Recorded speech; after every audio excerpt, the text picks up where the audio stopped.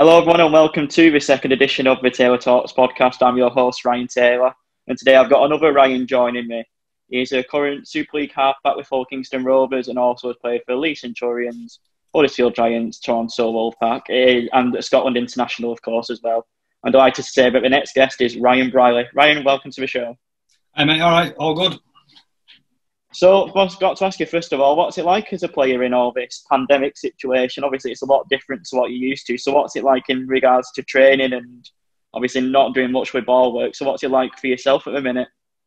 It's been tough on that front. I mean, me personally, I've kind of enjoyed also the time at home. Obviously, after being with the Toronto Wolfpack for a number of years now, and now obviously signed for Hull Kingston Rovers, it's a bit of a way around the world, and obviously not had time to spend a lot of time with my family and stuff. So I kind of took this opportunity to spend a lot of time with them, and see my little girl grow up is something what I've kind of really enjoyed. So it's not been a bad time for me. I know a lot of people do struggle with this sort of stuff, but for me, I've faced my struggles when I've had to be away from my family and stuff. So this has actually been quite nice to be locked away with them. It's been quite good for me. So it's in terms of training, it's tough. There's only certain stuff you can do in there with the amount of resource you have. But I think it's just about ticking the boxes and keep yourself ticking over. You don't have to kill yourself and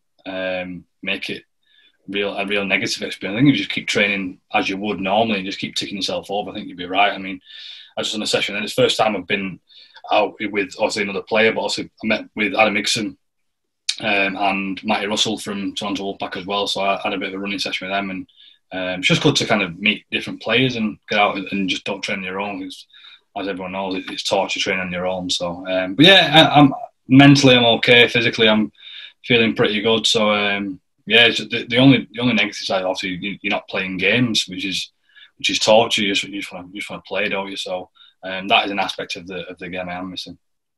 How frustrating is it as well? You recently got a chance to go back in Super League with OKR. You've only been 5 or 6 weeks to get into the new season, and then all of a sudden this stops, and it feels like you're back at square one again, doesn't it? Where you don't know what's happening in the future. Yeah, that's tough, especially contract wise. It's a bit of a funny one, isn't it? Because the season will be extended and deadlines are going to change. So yeah, I've kind of took the approach of there's no point worrying. In the past, I would have worried and panicked, and I just come to the acceptance that nothing can be done about it. We can't change anything yourself. There's no point whinging about it. We just got to get on with it. I mean, and the clubs have got to do what they've got to do. The players have got to stay fit and ready, and that's how it is. I think you can get real lost in how negative you can be towards it, and sooner or later they're going to lift the lockdown and you're going to play a game. So that could be tomorrow, it could be in 3 months' time. No one knows. So it's just a case of just trying to stay as positive as you can. Obviously, I've enjoyed my time back in Super League, and think my form is okay. Obviously, after being out of Super League for so long, so it's something I really am enjoying. It's just a case of making sure I keep them standards up when we return. Yeah, I mean, obviously we'll talk in detail a bit later on about your time at Hull KR in the Super League. But first I want to go back all the way back to the beginning and growing up. I think you was born originally in Preston, then moved to Bolton as a young lad. Now, obviously, they're not towns that you really associate Rugby League. I know there's West Autumn Lions in Bolton, but they're mainly football towns, aren't they? They're not really associated with rugby. So where did your love of rugby first come about from that? It was probably more my dad. My dad was... he had also a connection with his family, like Little Alton and Wharton. So like he always edged towards Salford, watching Salford Rugby League.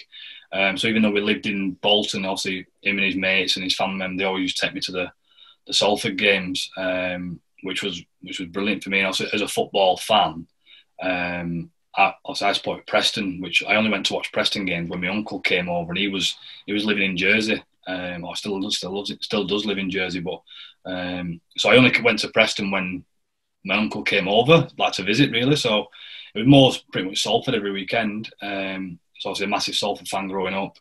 Obviously that's how it started. And I got my dad took me to Leigh Miners when I was under 4, but I was too young, so I had to go to West Autumn Lions, obviously just around the corner from me, which just felt perfect. And obviously played all my my amateur stuff there. But yeah, it was more my dad obviously kind of forced me into being a Salford fan, so that's where it started. And obviously Salford then played at the Willows. What was your memory, obviously, of the older stadium there? I mean, we know now we're at the AJ Bell, but what was your memory of the Willows in Salford? Oh, I loved it. For me, that was where I just felt most comfortable, especially like watching my favourite team play. And my heroes, with obviously you had Steve Blakely, Gavin Clinch, Luke Robinson, just a number of people who I kind of looked up to when they were playing for Salford. That was massive for me. That was probably where I got the first sense of idolisation of a player, and probably just wanted to be like them. Wanted to play for Salford. That was my dream, to play for Salford. So obviously it's not happened that way. Obviously things change a little bit different, but yeah, it was always my dream to play for Salford. My family are all Salford fans, and I don't think that'll ever leave me. I think that was the child in me, and whenever I went to school, I always wanted to wear a Salford shirt, and that'll never leave you. I don't think, like, even it's a bit different because I'm involved in the game now, but it's the same thing I had with Preston. Obviously, I'd love to play for Preston one day, and it's just that it probably keeps you going. That inspiration when you're a child kind of feeds you throughout your career. You kind of live back through that, and even now I'll always look at Salford scores. And when I was in the grand final last year, I was supporting Salford, and yeah, it's one team who I don't like to play against because I know it's going to upset some people. So yeah, the Willows was special for me. It was probably my first sense of a stadium, and I know it sounds really daft, but even the things like the smell of it, like the smell of the grass and smell of the burger vans. I can say, well, it wasn't a great stadium. It was an old dirty stadium. So just the smells that we used to like, kind of, I don't know, just associate with rugby. And I used to love the stadium. I used to think it was my stadium. I loved to play on the pitch one day. I also ended up playing an academy game there, which was like unreal for me, even though there were no fans there. It was great to be on the pitch. And my mum and dad also got married, and they had like a bit of a party at that stadium. It was announced on the big screen and all that kind of stuff. So just held fond memories, mate, and was really devastated when they had to knock it down. And yeah, it's a tough one because all my childhood memories were at that stadium. I mean, you mentioned then obviously all your childhood memories, and it's all the nostalgia and everything. Do you always think that, like, when you go to the older stadiums, like you go to your Castlefords and you go to your Wakefields, all the ones that haven't really been relegated, do you think that kind of adds to a nice old school feeling and does bring back to your childhood when you go to these kind of grounds? Yeah, certainly. Like, it was when you got to play them places, obviously you can hear everything what's said, can't you? Like, obviously all the fans giving you a bit of abuse, but yeah, definitely I do like the old grounds. It's a tough one because, like I say, for the game to move forward, there has to be some sort of investment into stadiums and to be bigger and better. But it's a fine line between, because when I played for Leigh, obviously I only played for Leigh at the LSV, but my dad's good friends are actually Leigh Centurions fans. So when Salford weren't playing or whatever, my dad used to take me to watch Leigh. So again, I remember just going around Hilton Park, and I used to find it brilliant how you could get on the pitch after the game and stuff like that, and meet the players in the McMartin bar and things like that. I just thought it was brilliant. So yeah, I think rugby probably lost a little bit of that, but I think it's had to with it evolve with the time. So it's, again, you can't really blame anyone for that. I think eventually your Wakefield and your Castleford, they'll get new stadiums, and they'll move on to bigger and better things. And it's the way the game has to go. Again, some people are not going to like it, especially your old school fans and old school players, but it is what it is. And like I say, there's no, in football now, there's no really old stadiums where it's nearly falling down, is there? So it's just got, the game's just got to evolve, and it's an unfortunate side effect of that. I mean, you mentioned, Ben, you were a Salford fan and a Preston fan. Were you ever tempted to take up football? Was that ever an option for you, or was it always a case of playing rugby league if you was going to play a professional sport? I played, understand that, I always really enjoyed playing football. Like, even now when we play at training, I'm really competitive. Like, we can do loads of fitness drills, and I'll be like halfway in the group, midway through the group. But if we play football, I'm flying around, just love it. I just really love it. I just enjoy the game. So I played football when I was in school. I've never played football for a team, but I played for the school team. And I actually had trials at Preston when I was 15-year-old. So I was under 16, I was 15-year-old. So I was in my last year of high school. I was on trial. I had to go to a trials day because obviously someone had seen me playing for school. So then I played the trial at Preston. So we got invited to the training ground. And I was thinking, oh, it must be like the academy training ground. But it wasn't. It was actually the first team training ground, which was bizarre. So I walked in and I've seen all my heroes all there. I'm going, oh, like, this is weird as hell. Sort of trained with like the youth team on that day when I was 15. Did okay. Also got invited to a 6-week trial. So in the 6-week trial, also kind of played and trained alongside like the academies and the reserve a lot. Never really trained at first. It was always at night when I trained, and so trained at Preston Arena. So I remember we was having some games against like it'd be like under 16s, so like my team, and we'd play like the under 13s and under 14s. And I thought, oh well, this would be easy playing like a bunch of kids. But the knowledge of the game, and I never knew the ins and outs of the game. So I was quick. I love scoring goals, and that's I was a striker, so I just love scoring goals. But I didn't really know the game. I didn't know really how to hold the ball up, so the knowledge of the game escaped me because I never learned the game growing up. I just loved playing with my mates and stuff. Just really enjoyed it. So I never really learned the game. So I was out my depth, to be honest. I didn't. Again, there were things I'd really do really well. Like I'd run onto them. I'd make a run. So I was quite knowledgeable with my runs. But just general stuff, I didn't know how to hold the ball up, didn't know how to kind of bring people into play, obviously the tactical, real tactical, in-depth side of stuff. I just thought it was like kind of chase the ball and go and score. That's what my game was. So yeah, I was at my depth, and I was nowhere near good enough when they made the decision to kind of send me to Rochdale and Bury. So obviously there's no space for you, but I reckon you could make a good crack of it at Rochdale and Bury. And I just lost interest, mate, I'll be honest. I just did. I thought, look, at the time I was playing rugby as well. I was playing the Premiership at that point. So I played for Hindley for a year, so it was that year. So I was playing for Hindley for that year. So I just kind of like lost interest in the football and just thought good. And especially when you get released from your boyhood like favourite team as well, it hurt massively. So it just kind of put me off football for good. So God knows where I'd be now if I went to Rochdale, Bury or whatever. I have no idea. But yeah, also once you get released from your boyhood club, it kind of rattled me a little bit. So I never pursued it from then on. But even now, like it's still an ambition for me to now play football one day. Even like after my career is finished with rugby, just have a knockout with my friends and just play 11-a-side. You know, like on a Sunday afternoon. It's just something I enjoy playing. And maybe you could use your rugby links and sort out something like that in the future. Could be like an annual event, get some fans in as well. You could always maybe look at stuff like that in the future because, like you said, you need to bring some more people into rugby league. So maybe doing stuff like that in racing the two sports could help get more young kids in rugby league as well.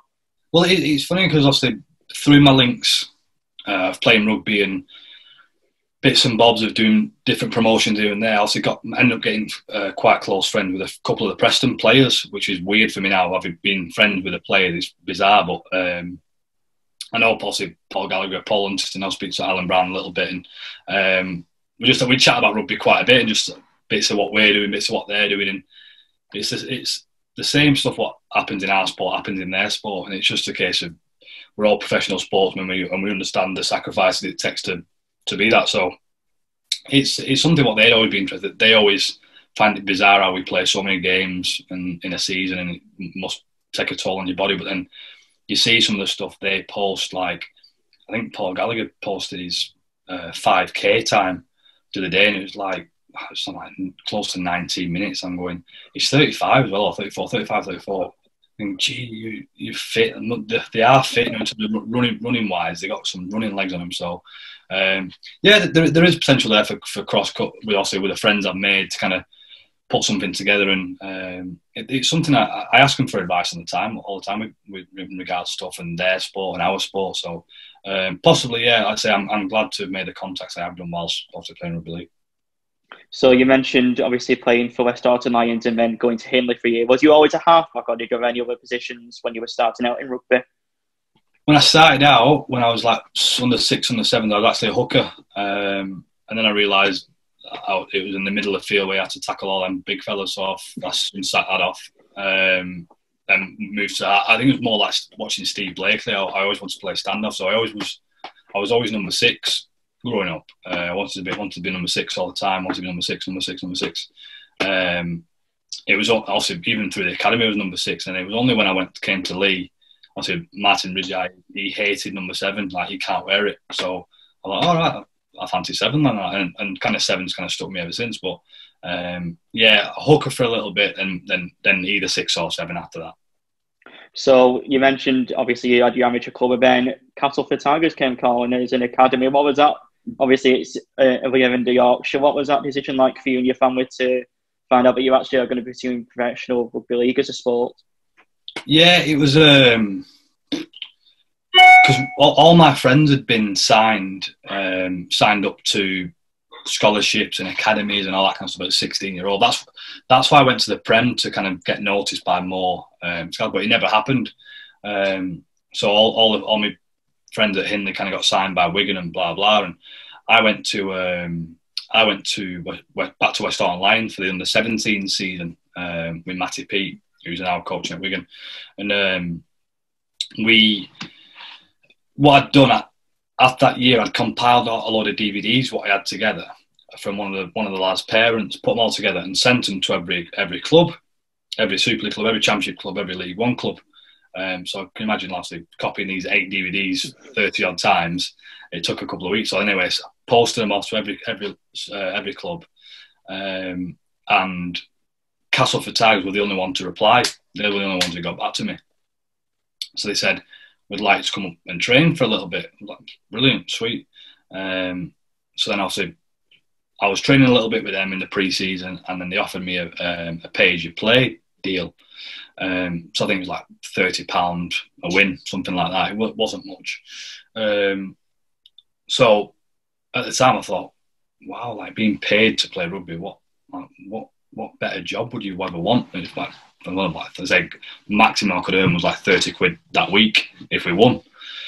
But I was made up here, I was buzzing. But a lot of the sacrifice fell on my dad, who had to drive me there, which must have been really tough for him.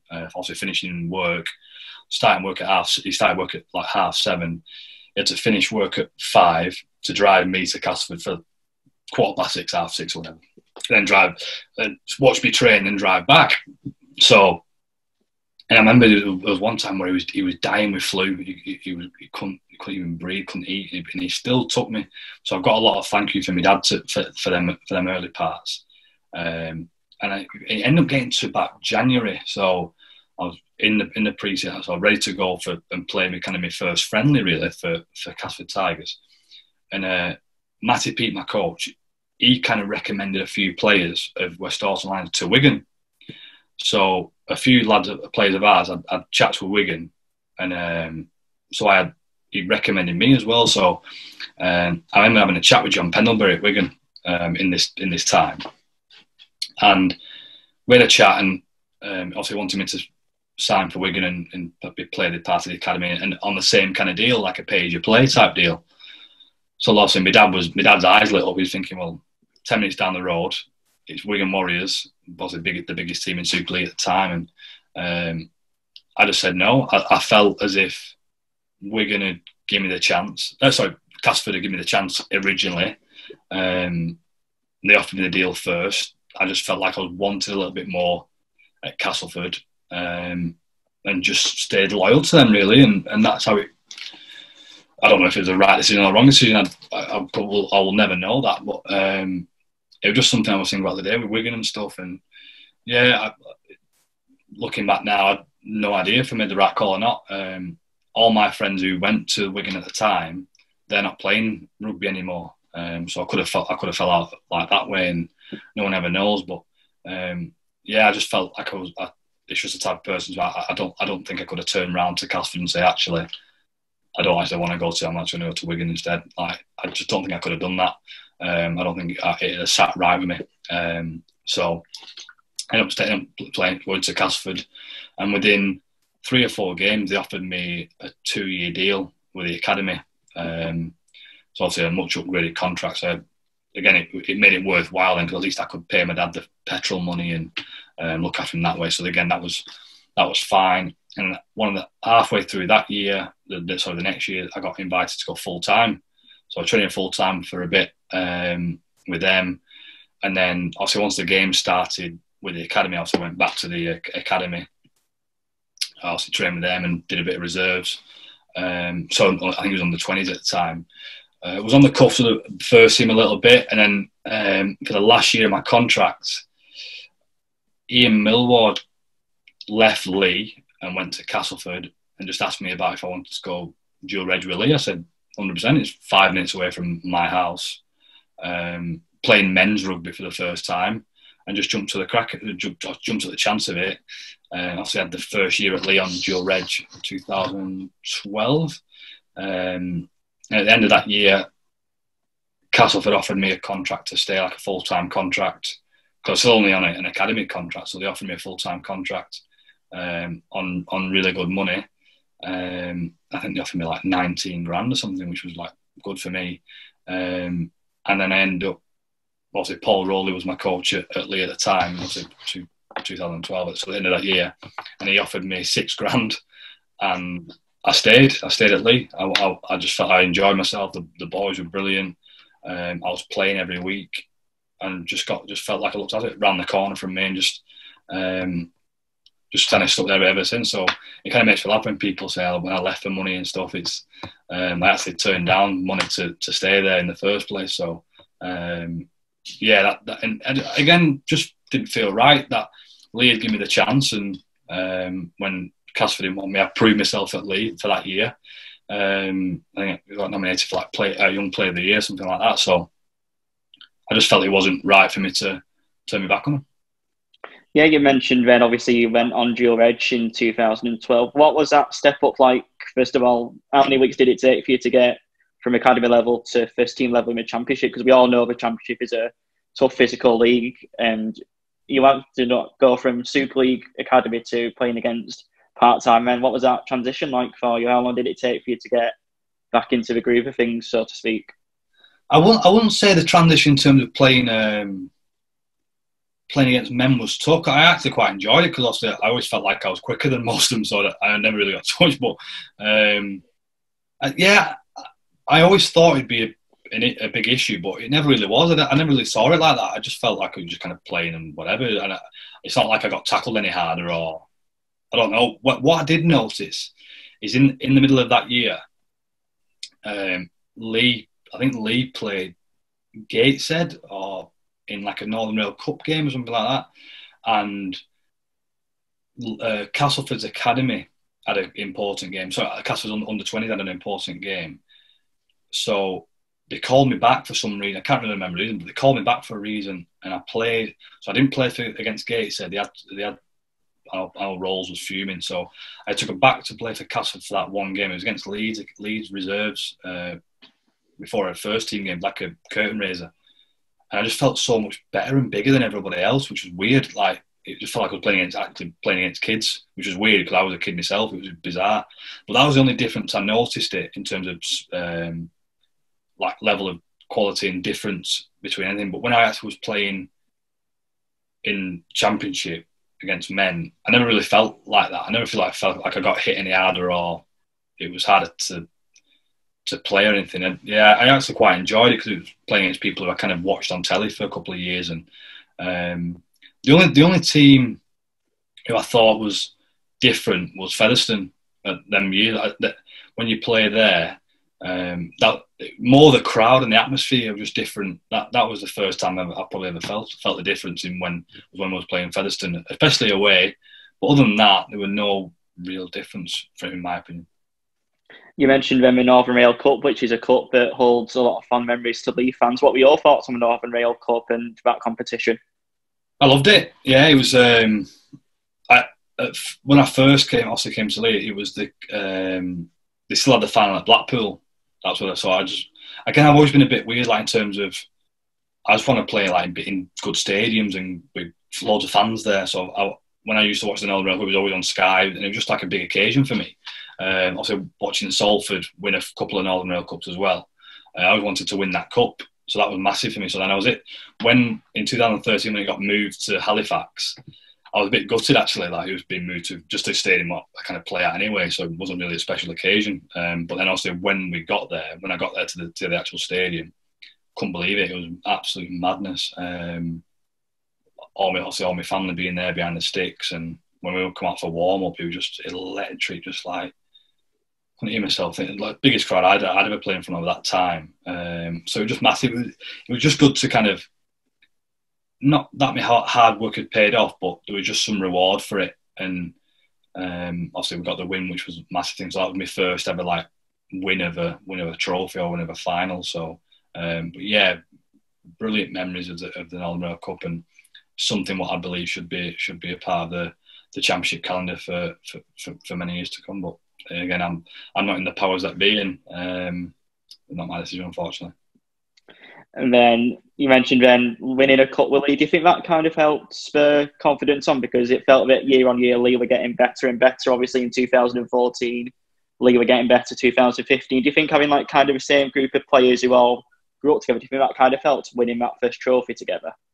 Yeah, definitely. I think you got to think like So 2012, obviously we kind of started from scratch because there was pretty much no club there, was there? Because again, I don't really know the ins and outs of what happened, but I know I remember joining a club which we pretty much had no players. So it was a bit tough. I remember Rolls kind of like, I remember seeing Rolls in his office, and he was just on his own trying to build a team, trying to write on his thing, and there was so many spaces left in what his team could be, just trying to recruit a team who could do a job for him, really. So he kind of built that from scratch in 2012. Then 2013, I can't remember the exact story. I sound really old now, but I can't remember the exact story. But we weren't getting paid for some reason. So I don't know what happened. I think maybe a investor or someone pulled out or whatever. So we weren't getting paid. So I remember that it was before Batley. We played a game against Batley, and we won, I think, something daft like 12-0 or something. It wasn't a great game. It was raining. I remember scoring a try, and it was more out of frustration than anything. And that was when Derek took over. So I think Derek saw that game, saw how close we was, and so that's it. I'm looking after him. So I took over the boys, agreed to pay us carry on paying us our wages, and then said to us, "Well, I'll tell you what, if you win the Northern Rail Cup, I'll split the prize money, and you're on blah blah blah." So that was just a kind of a really good distraction of what all the bad stuff what had gone on. To then go, you know what, let's all stick together and we're going to go win the Northern Rail Cup, which was massive. And that probably brought us together more than anything. It's probably a story not many people know, but yeah, Derek kind of had that chat with us, and it was kind of right, well, here we go. And because we did go on and win it, I think that was probably the foundation for many years to come. How we did do so well, especially in 13, 14, 15 years, were unbelievable. I'm presuming we'll touch on it in a bit, but I think that was the starting block of it, of why we were so good for them years in that mentality switch of looking after each other and doing it for each other rather than anyone else. It was just for them players who were in that room at that time, which was pretty special. I must ask you as well, what was it like playing in front of the North Stand in them times as well? Because obviously we saw in 2018-19 season when John Duffy took over, and again, Leigh were going through financial difficulties, and how much they got behind the players, in the town of Leigh seems to do that with rugby. Did you find it was a similar case for you in 2012, 2013? Massively. The Leigh fans are absolutely outstanding. That's probably my first memory in terms of professional league is Leigh fans. That's when I thought I was a professional. When you see how much it means to the town, and obviously I only live around the corner now, so it's just every time you kind of drive through the town, for me it's special. Obviously I'd made issues with my career with Leigh fans, and I know they wasn't best pleased when I left and stuff, but obviously I presume we'll touch on it later. But for me it was more, I'll always have that soft spot for them. for me, that's always kind of your first love, innit? You always kind of remember them. So the place, and I owe so much to the fan base, the club. It's a tough one. It's a place where I always feel like I'm home, and I don't think that'll ever change.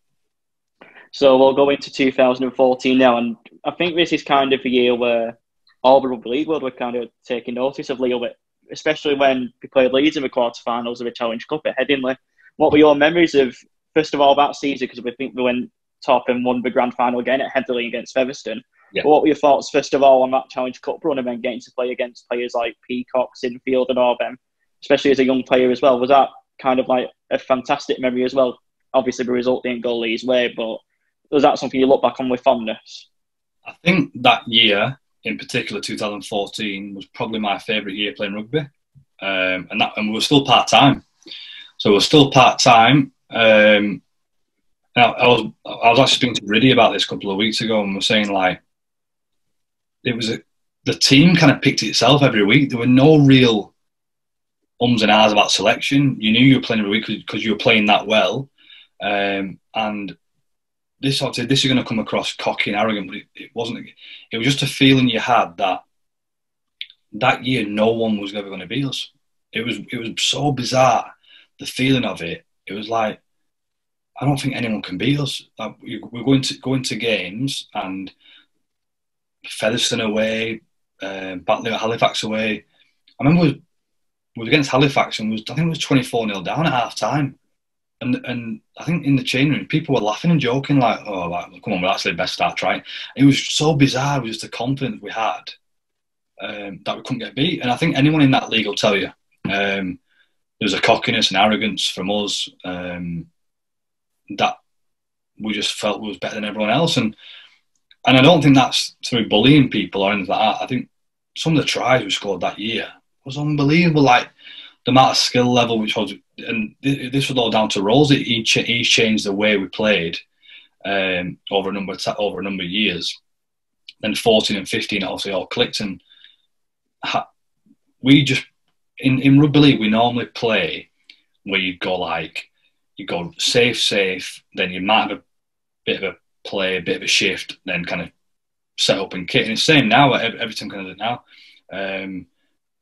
We played it backwards. We shifted to make people run around, try and chase us. Then we kind of went through the middle. So we kind of shifted to open the defence up. First 1, 2, 3 plays, then went through the middle, which is totally backwards to what other teams were doing. So you'd hear it when as soon as the team would kick off to us, you'd hear them going early shift. So then they'd all open up. Then you'd have Fui going through the middle, and with Penke and Bob, and it just worked out really. Ollie Wilkes, people like that who could really punch holes in people going through the middle. Sam Barlow, his late foot, had an offload. Just everyone knew the role, and it's funny. Like, you look at old clips, and when Sam Barlow got the ball, there'll be me who's already set off, Riddy's already set off, Greg's already set off, and it just go bum bum bum. One of us under the sticks, and it just tries out of nothing because we all kind of knew what everyone was good at. Especially that year, Riddy just controlled everything, and I just kind of played off the back of him. And kind of me and Greg was like kind of floating both sides, kind of working together, and whichever side I was, Greg would go the other, then opposite. And but Riddy was the main dominant half in the team who just kind of did all the kicking, just made my job really easy. Just whatever he wanted to do, I just went, yeah, sweet, we'll go off the back of that.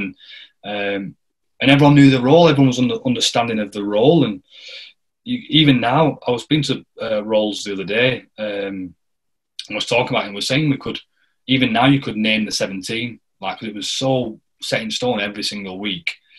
Obviously, there was me and Riddy. Then you also on the wings, it'd be Liam, either AJ or Johnny Pownall, then centre would be Greg Wernton, Tom Armstrong, Sarcy with Dicko or Tommy Goulding, obviously Sambal 13, Penke and Bobby Nines. It was just no real change to the team. So that was probably the most our biggest attribute, the consistency of the team, and being able to play that well week in, week out. And again, we just never felt like we'd get beat. And whether that be an arrogance or a cockiness, I don't know what it was, but we just felt like whenever we was playing, no one was anywhere near. I think we ended up going to Featherstone away, and it was 6-6 at half time.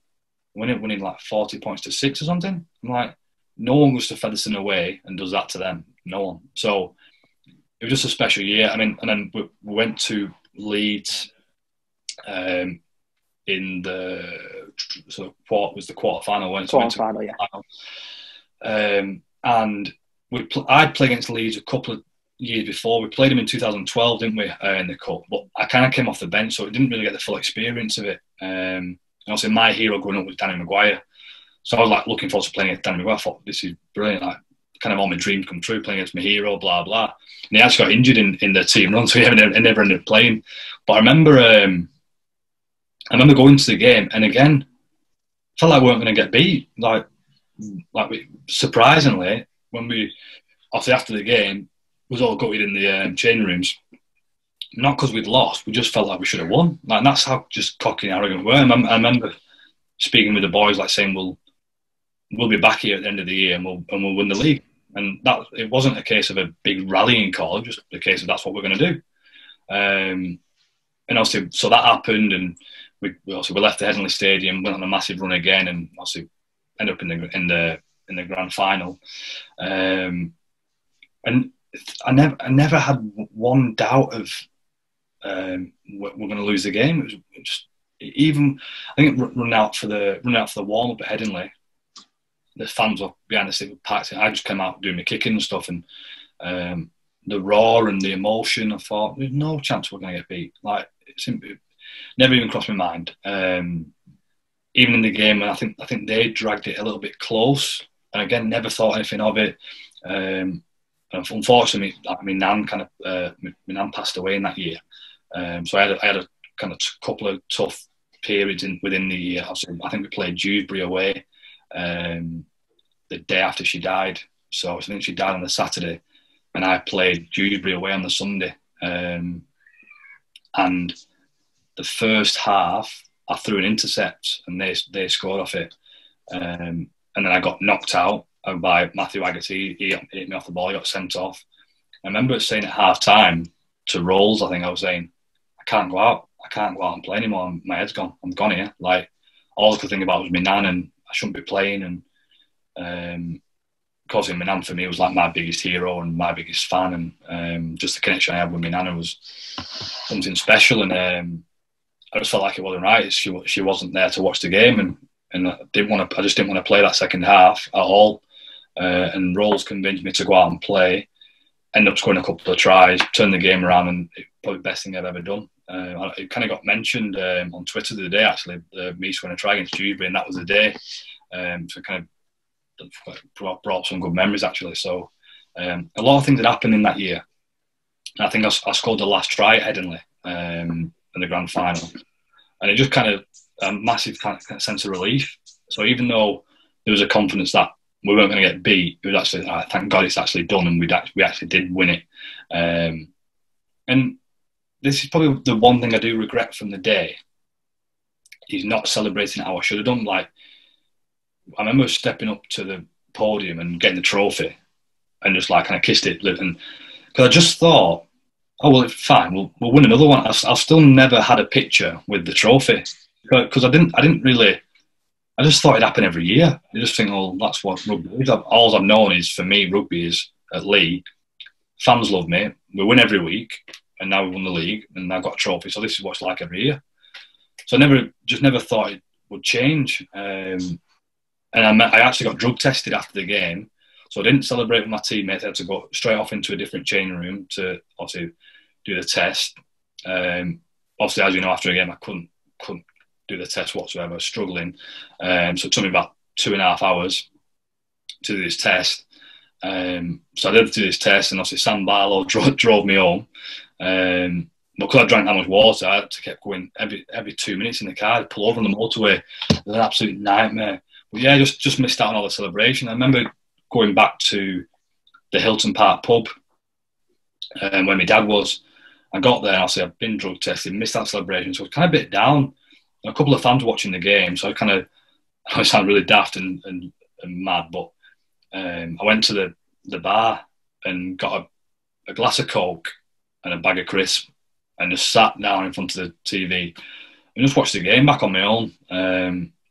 I just needed that time to myself, I think, to kind of take it all in what had just happened, and that was for me. That I just needed that time away, that chill out. So all the boys were on the drink and in the town and stuff, and I just kind of had a bottle of Coke or can of Coke, and then a bag of crisps, and went home and went to bed, and that was my wild grand final win for you. And then I think it was a couple of months later in November, you find out that a legend's joining Leigh in Fui Fui Moi Moi. Could you believe that news when you found out that you would be playing with Fui Fui Moi Moi next year? I knew anyway, because I was close with Rolls, so Rolls already told me, so I kind of knew it was coming. I just found it mad, just crazy, like funny, and Fui's one of the most like funniest guys you'll ever meet as well. So funny times, legend of a bloke, and probably put Leigh on the map officially with that signing. So again, full credit to Derek and Rolf for getting that one over the line, and just how much the fans loved him, and yeah, just again, to play with someone like that who's been a legend in the NRL for so long was probably the first time I'd ever played with someone of some real like stature, like in the game, like New Zealand international. Obviously played for Parramatta and just unbelievable reputation of the game. But yeah, I think the first time we met him was we had a training camp. So we had a January training camp in Club La Santa in Lanzarote. I think it's Lanzarote. That was the first time we met him. So I think we had a team bonding thing or something. And you can imagine the players on that trip. Obviously, Tommy Goulding and Stuart Littler and all them lot, and they're just absolute diamonds of blokes and just absolute daft as brushes. So I bet when Fui walked in, you think, what have I got into here? But again, all good fun, and just added into the group of the close knit group of what we had, and a band of brothers who would do anything for each other. And then 2015 brings about changes to rugby league and the competition as a whole, where we have the middle eights, where teams from Championship can finally earn promotion to Super League, and everyone was looking at Leigh as the favourites probably out of the Championship if anyone was going to go up. Did you feel any of that pressure in pre-season, or was it just a case of, how good a team you are, just carry on doing what you did in 2014 and you'll see what happens from there? Yeah. Again, back to 14, I just think we went into every game thinking we were going to win. And you could arguably say 15 was actually, like, I said, that season was easier than the 14 one because we was full time. Not many teams in our league. I think it was only London who else was full time.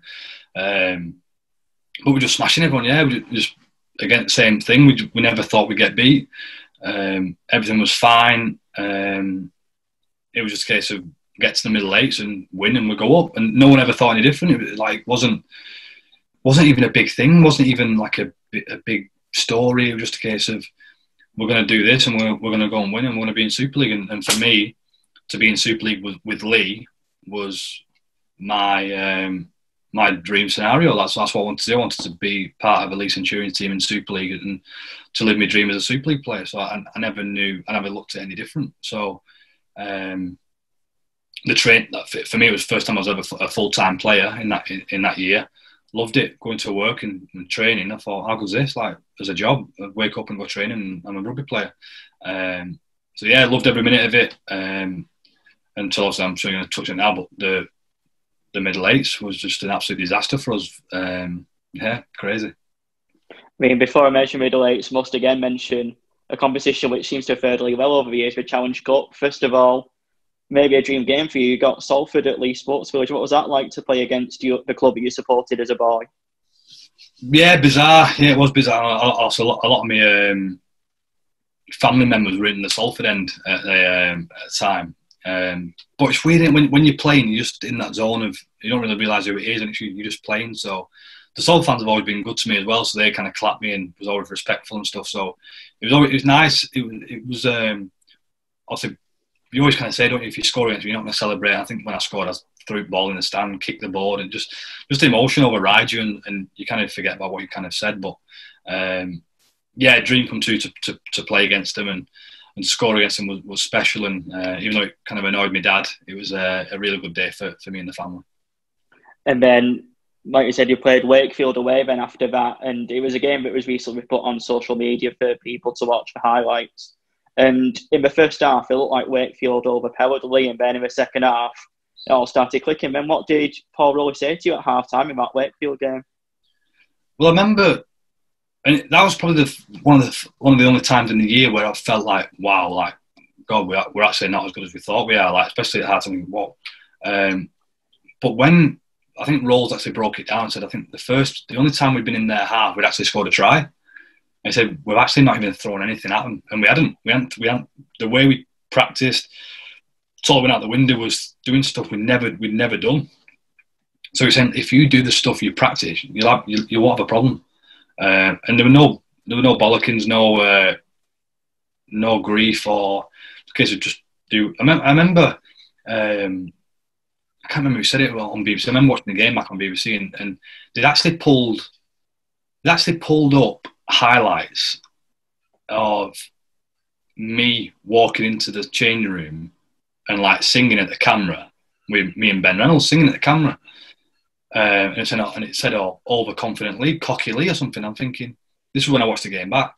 I think if actually at the time, what it was, I was actually singing Preston songs to the camera, nothing even about rugby league. I remember at the time I was singing Preston songs, but they actually clipped it and played it at half time about cocky Leigh. I'm thinking, well, that's probably what we come across as, but we wasn't being cocky. We just having a laugh with that. I think we was that close as friends. We was actually just having a laugh as teammates, and we obviously came out second half and won in the end, and obviously kind of turned it on, but. The stuff what we did in the second half, the moves what we did, that's what we planned for all week. So it wasn't like, well, we changed something. We just actually did what the plan was, if that makes sense. So that wasn't a shock for us. And even though it was a great game for me personally, it wasn't a shock that we won the game. Yeah, you mentioned a great game for you personally, and as well as the tries you scored, there's always that assist that everyone seems to remember from that game, which is the Tom Armstrong try where you chipped it over and used your pace to get in ahead Tom Armstrong. Do you remember that try vividly and the setup to it? Because I think it got everyone talking, that try.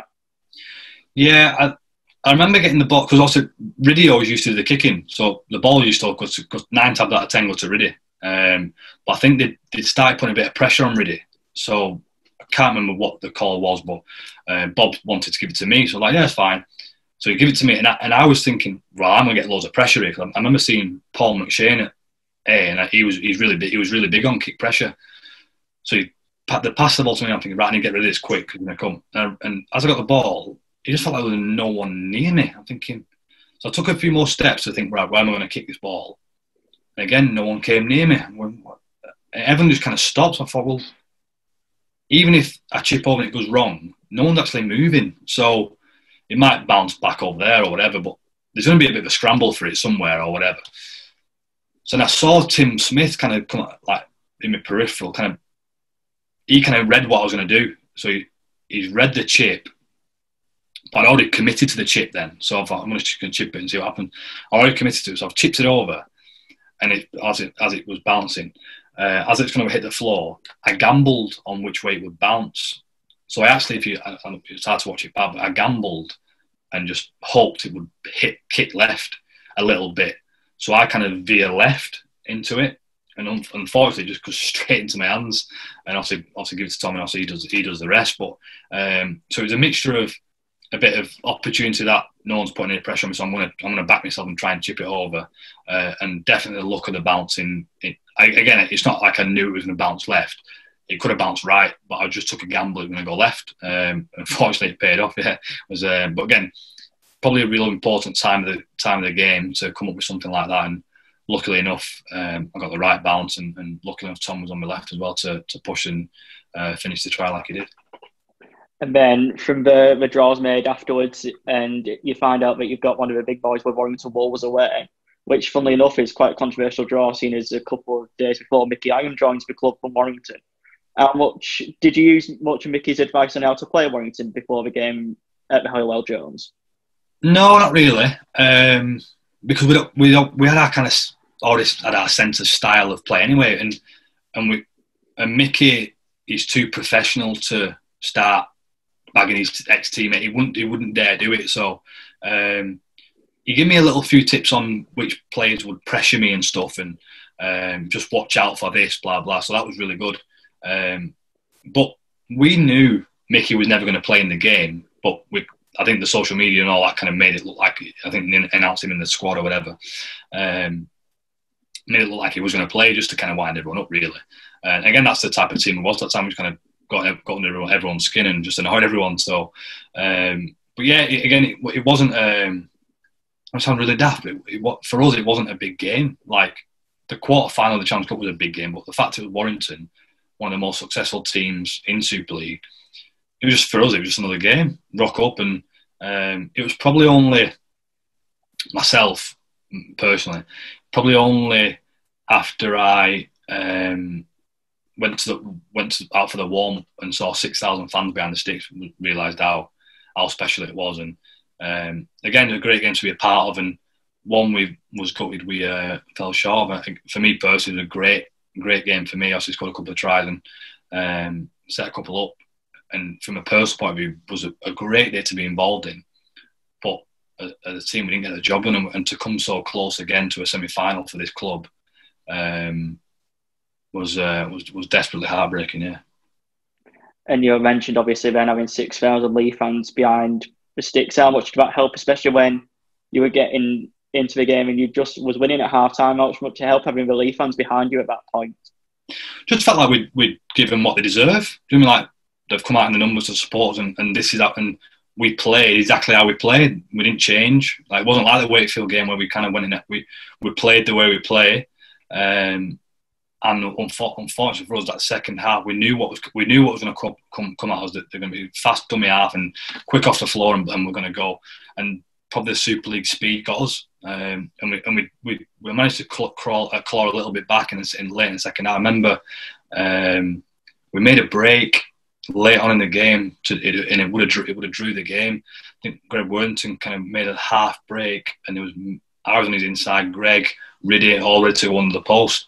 He just got ankle tapped. I don't know who it was. I think Darryl Clark came across, ankle tapped him. A bit like the Callum Watkins thing with England.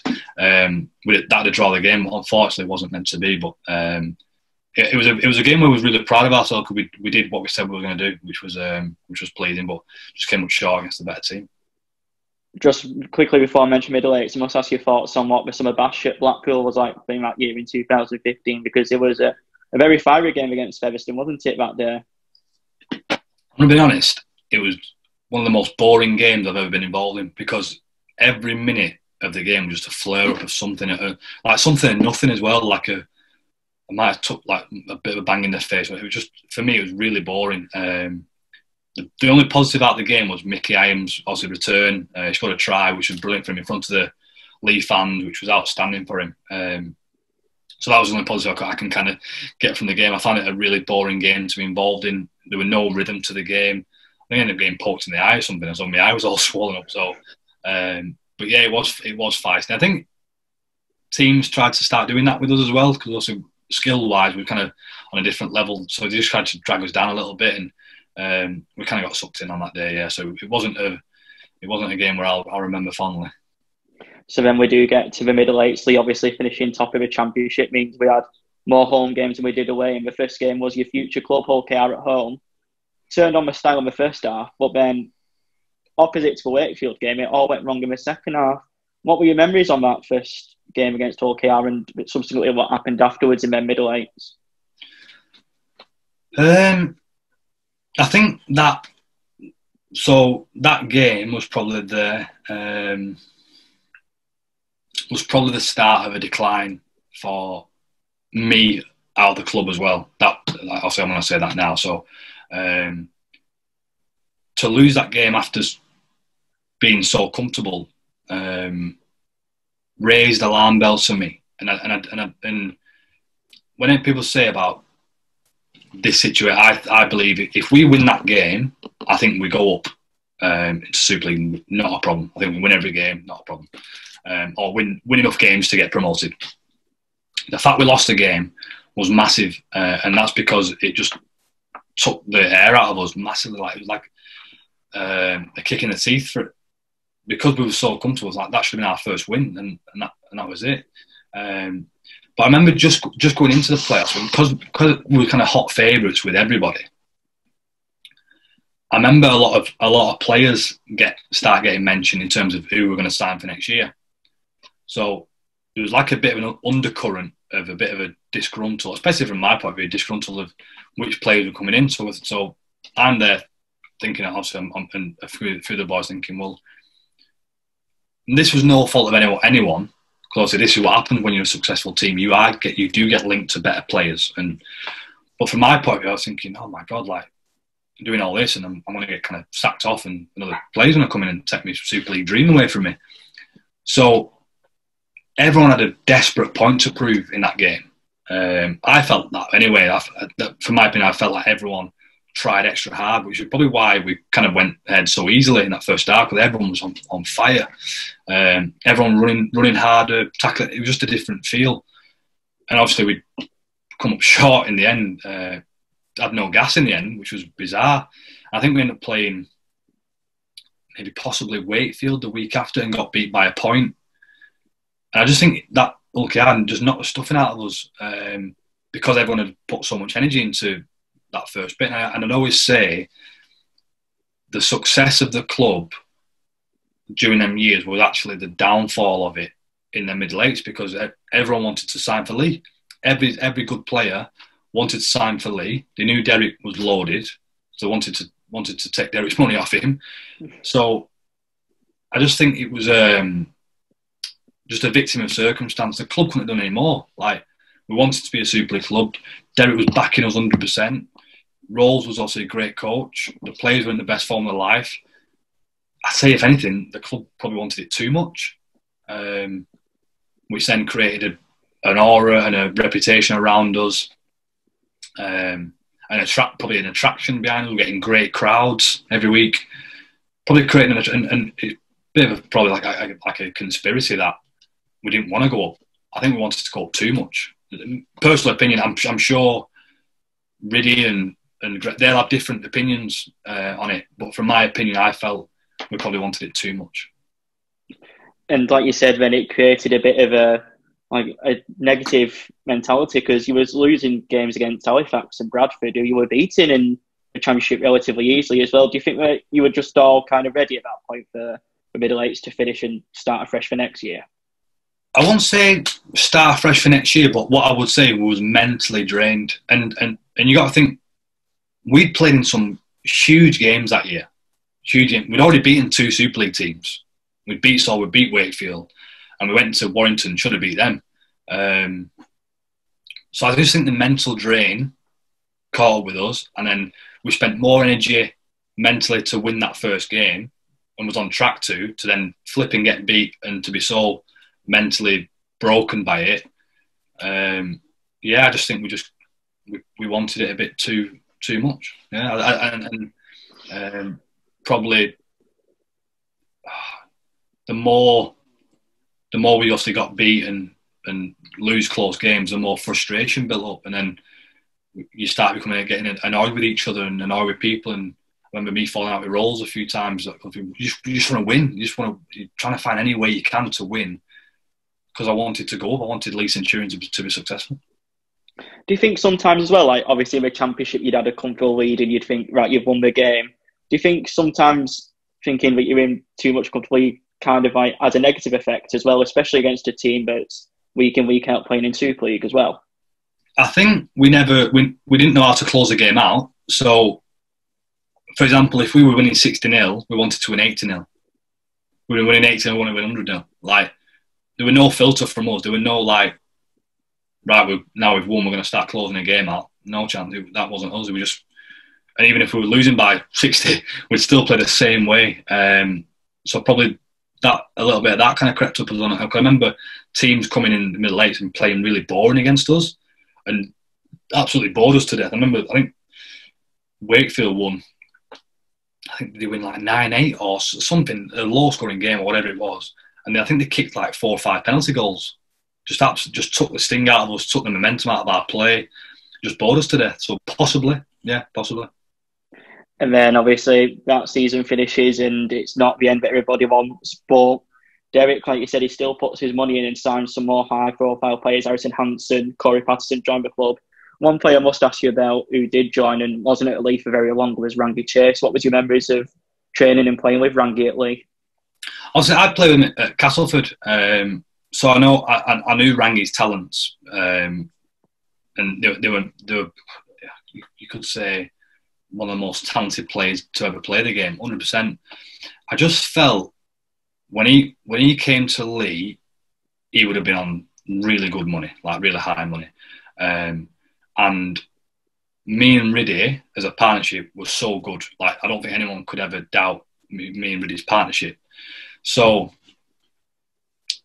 I think it became apparent that me and Riddy was a bit disgruntled, not because of Rangi as a person, brilliant fella, like what, no qualms about that. But if you're bringing in a player of Rangi Chase's quality, he's going to play. The coach is going to play him. She's fine. But we felt like me and Riddy hadn't done anything wrong, so it was like, well, what happens there? So then what they did was, I think the first game of the year, they had to play Rangi at fullback. And Rangi's never a fullback. He don't want to play there. He hates playing there. But it was just a case of trying to get all three of us to be happy and play. Because whichever one didn't play, there's going to be a blow up because we hadn't done anything wrong, and we were still two lads living the dream, playing really well. Like, as a partnership, you couldn't. I don't think the halfbacks would be somewhere where the criticism would go. But obviously, Rangi became available. So when someone like Rangi Chase comes on the market as available, you're going to go and sign him. And Derek had the money to do that. Derek was probably one of the only people who could spend the money on him. So obviously then Harrison Hansen came in, Corey Patterson came in. So they kind of became a sense of like a bit of a leadership, not a fight, but I was a bit confused to, well, who is the leader? Because we had Mickey Higham in the team, and who was now in a leadership role, who has been there, done it. Then you had Bob Bezic, who'd been in a leadership role, but only one of them was on the field at the same time. Then Harrison Hansen come in as a leadership role, but then you had Corey Patterson in a leadership role. So it was just, I think just the balance was a little bit off, and not because them people were bad players or bad leaders. There was all great leaders in their own way, but sometimes you can have too many. I think I remember speaking to Corey Patterson about this later on in life, and he was saying he just felt like he wanted to come in and lead, but then kind of realised it wasn't his space, wasn't his place, and kind of took a step back. So I think, obviously, I left in the time, but I think as the year got on, from what I hear from the boys now, is it gradually works its way out, and they managed to find a balance of a good leadership and people who would follow and do what they do. So it was just hard for I think it was hard for me and Riddy to cop that, and it was a strange time, and probably upset the balance of the team a little bit. And often then Rolls left, and just upset the balance a little bit, and but obviously recovered in time to get promoted, which was the best thing obviously in Leigh's history for the last 10 years. So I wouldn't say it was a bad thing, and at the end of the day, in the end, they got it right. And then you go through pre-season, you play Warrington, and it's not the best of games, obviously, but you're still getting your energy right for pre-season. Gets to within the week of a Batley game, and all of a sudden, news is coming out, and it's announced that Paul Rowley, out of nowhere really, has left as Leigh Centurions head coach, which obviously for you must have been a gutting feeling. What was your memories on that situation of that week when Paul Rowley does leave the club? Yeah, I'll say I knew anyway. He was telling me before he was going to do it, and I met up with Rolls on the weekend before this was I think before the Monday he was going to do it, trying to basically not let him do it, and he just, in his mind, were done. He just said he was done. He was over it, wanted out. Never really given me reasons as to why. I just didn't want to do it anymore. And I felt, especially at the end of the middle eights, I felt like he was done. And then after the Warrington game, we got hammered. I could see the energy had gone from him, the passion had gone. So probably the right time. But because it normally is so passionate and so detailed about his coaching, and on that day we was a shambles. It was a shambles on that Warrington day. And I know you say it's like a pre-season friendly, but for me, I think I played like 4 weeks. I've just come back from an injury, but as a group, we was horrendous, and probably one of the lowest times I felt on a rugby field. I just felt it was awful. For a team who added so much quality, we just looked like we never met each other, which was bizarre. We'd been to Lanzarote on another training camp with each other, been on an army camp with each other. Just something wasn't right. And again, it was probably the right time for Rolls to go, and he didn't want to be involved anymore. So I remember him walking across the car park. I knew, obviously didn't tell the player, just kind of kept it with myself. I'm thinking, here we go. I just thought it was better to come from Rolls than me, and give Rolls that respect to tell the players. So then he obviously told the players, and the players weren't happy. The players wanted him to stay. A lot of lads stepped up and said they didn't want him to leave, and Mickey steps up, didn't want him to leave. Liam Kay steps up, didn't want him to leave. I think Dane Weston stepped up, didn't want him to leave. So it was bizarre, real bizarre. But from our point of view, we just had to get on with it. And Derek came in saying, obviously, Rolls made his decision. We've tried to keep him, but that's it. He wants to go. So it's a case of we're going to get on with it. So as professionals, you do, don't you? You've got to get on with it. And I wouldn't say there was a sense of sulking and stuff. There wasn't a sulking. It was just, you've got to get on with it. It's professional sport. So I was a little bit different. It was a friend. But yeah, it's professional sport, and it is what it is. Do you reckon that played into what obviously happened against Batley? Because it was a shock to everybody, and everyone was saying that wheels were falling off because we lost to Batley on the first day of the season. So do you think part of what happened early in the week played in effect on what happened with the players when they got to Batley? I think Batley was just Batley. The pitch was horrendous. It was freezing, and I've seen many teams get beat like that. So I wouldn't say it was in our heads or anything. I think the only difference in a normal day at Batley, no one has an easy win at Batley ever. And I think the difference in the game was, I think Rangi dropped a bomb and a penalty and give a penalty and keep it on. That was the win. But I think that probably comes down to trying to keep us all happy, playing Rangi at fullback, which is probably never at fullback. It's probably more me than Riddy and Rangi. But I didn't want to play fullback. I wanted to play halfback. But I was never asked to play fullback. Like Leigh never asked me to play that way. So just a case of I'll play my position, they'll play their position, and we'll kind of get on with it. Looking back now, I should have said to Jukesy that I think you should put me at fullback rather than Rangi. I'm probably better off there, and Rangi can play half or whatever. But again, it was just a bit of a sense of confusion. You're trying to fit everyone into a team, and again, I just said the balance were off. And it probably took 6 to 7 months for that team to find its balance and find its way through. I think Rangi left halfway through the year, and they found a system what worked and went with it, and obviously reaped the rewards in the end. And then you mentioned about, you said to Neil Jukes about playing at fullback. What was you obviously had a brief time with Neil Jukes as head coach of Leigh. How do you think he fared as a head coach compared to Paul Rowley in that brief time you spent with him? Good. It was different for me because I've always seen him as the assistant coach, and he was always like laughy, jokey, like assistants are. There's not much pressure on them. So I always thought of Neil as a mate, and as a friend. So I've always, it was kind of weird for me and most of the boys to see him as like the main man now. And I remember a lot of us boys got together and said to Derek that we wanted Neil as the coach because he was the only one who understood the way we played. Because we played so different to everybody else, there was only Jukes who knew that. And we wanted to kind of keep playing the same way. But yeah, I was only there for 4 or 5 weeks. So, but from what I remember, solid. And I think just for me, I always saw him as like an assistant and a friend. So obviously throughout the year, obviously improved and not improved, but took more of a head coach role, and obviously got the team promoted, which was brilliant.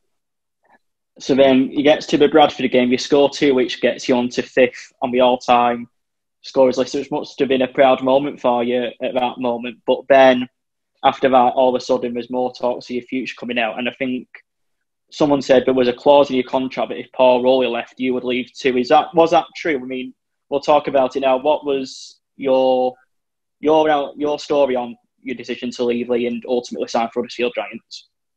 So I did have a clause in my contract that if Paul Rowley left, I could leave for free. I had to give 4 weeks' notice. So a couple of games had happened, and I still hadn't handed the notice in, but I knew I could at any point. So after speaking to my family and stuff, and having a chat with my agent and that kind of stuff, I felt it was in my best interest because of the situation around the team. So obviously Rangi being there, so all of a sudden I knew there'd become a point where me or Riddy would have to take a back seat and Rangi would play, and I was at a point in my time where I needed to play every week. So I had a chat, and I thought the best scenario for me is to look elsewhere, not to move, but to explore the opportunities to leave. So what's out there? What is a club out there for me? Is a club? Does a club need a halfback where I'm going to play every week and I can prove myself and blah blah? Because then I wanted to play in Super League, so I could have left at the end of 2015, but decided to give it another crack 2016, mainly because of Rolls and Derek and what they'd done for me. Give it another crack. Then again, the balance was a little bit off in the team. So when I put that clause in, this was before the Bradford game. So I handed the clause in and emailed Derek and emailed Dukesy and said I want to explore my options. And I didn't hear from anything apart from I remember Derek saying to me that he would look into the salary cap to see if he could pay me more money. But for me, it wasn't about that. It wasn't about getting more money from Leigh Centurions. It was just about seeing what was out there, if anything fit me. So I just wanted that opportunity because I felt like the balance was off in the team, and I wanted to play every single week. So I ended that thing, and that was before the Bradford game. So I played the Bradford game.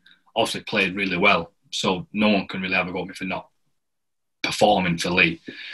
And I remember in the week, I remember having a meeting. I think I had a meeting with Dukesy or over the phone with Dukesy, and Dukesy was kind of asking me. So this is where it kind of got portrayed in the media wrong, and probably a bit of my fault as well. So I was speaking to Dukesy about how do I explain to my family that I'm staying at Leigh when potentially these clubs are coming. So at this time, I had a couple of clubs come in for me, who'd also come in, showed an interest. And so I spoke to Dukesy and said, how do I explain to my family that if one of these teams comes in and makes an offer, that I'm staying at Leigh? So, for example, say if a club came in and give me £500,000, how do I explain to my family that, in fact, I'm actually going to stay at Leigh, where at the moment I'm not happy, but I'm not content because I don't know what's happening with my career. If I'm going to play every week, and I was out of contract that year as well.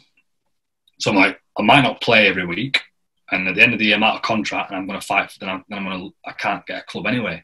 I'll struggle to get a club at the end of the year. So probably one voice in me is saying, no, fight for your place and prove people wrong. Fair. But on the other side, I'm thinking, well, look after my family and make sure I get a longer deal elsewhere and look after myself that way, and not let it get into the hands of that. And the fact I wanted to play Super League. So I can't remember what team it was now, but I remember saying to Dukesy, what about if this team comes in for me and gives me this for so many years and lets me play Super League, whatever. I can't remember what team it was now. It'll kill me that. But so Dukesy was like, well, let me speak to Derek Blau. So I remember Derek picking me up and we had a drive round, and Derek was basically saying that the clause weren't enforceable. So the clause, I was like, well, I didn't have a clue if it was enforceable. So my agent was saying, it is enforceable. Of course it's enforceable. It's in your contract. So again, probably a bit of nagging from both sides, and kind of got my back up a little bit that Derek wasn't going to let... Again, I wasn't saying I want to leave. I just wanted to see what was out there. So it just got my back up with Derek doing that. And I just thought, well, I want to see what's out there. And so I kind of pushed it even further. And then I remember on a Thursday night, this was also Rolls invited loads of us boys, loads of the players to come watch a game. So we all went and watched the game, blah blah, and it came out on Sky that I'd turned this the clause in. So it was all over blah blah that handed this clause in, and we all got pictures on Sky, all the Leigh Centurions players with Rolls, and for me that wasn't a big issue. It genuinely wasn't a big issue. We were just supporting a friend. He wasn't the coach anymore. We were watching a game. It is what it is. Like for me, it was never an issue. So that was a Thursday night, and also on Friday we had the day off, and then I got a phone call from a journalist asking if I wanted to reply. I was like, "What?" He said, "Basically, you want to reply to a statement by Neil Dukes." I was like, "I don't know what it was." So I read the statement, and I think this is where the kind of crosswise was. I think got put in the press that I'd named a team where I want to go to. So say if it was West Tigers, just so it's a different team, any involved in England. It was put that Ryan has come in to me and said West Tigers have come in for him and he wants to go. Bradford, I think it might have been. I think it might have been Bradford, but anyway. So it wasn't. Whether Dukesy took it like that, I don't know. But that wasn't what I said. What my point was, if a team, but they took it as a team has come in. So that's where we kind of, probably my fault, probably didn't explain it right. So it's on my head, not anyone else's. And that's how it came out in the press. And he said, "Oh, do you want to reply to it?" And I was like, "Oh no, I actually don't want to reply to it." And I think Leigh Centurions as a club took the decision to suspend me from the team. So on Saturday morning, I didn't train with the team, and they played on the weekend. And my head was a mess. I just obviously having different opinions from everybody else. My form was going nuts. My head was banging. I just felt gutted. Whether I felt like I'd let the team down, let the club down, let the fans down, I don't know.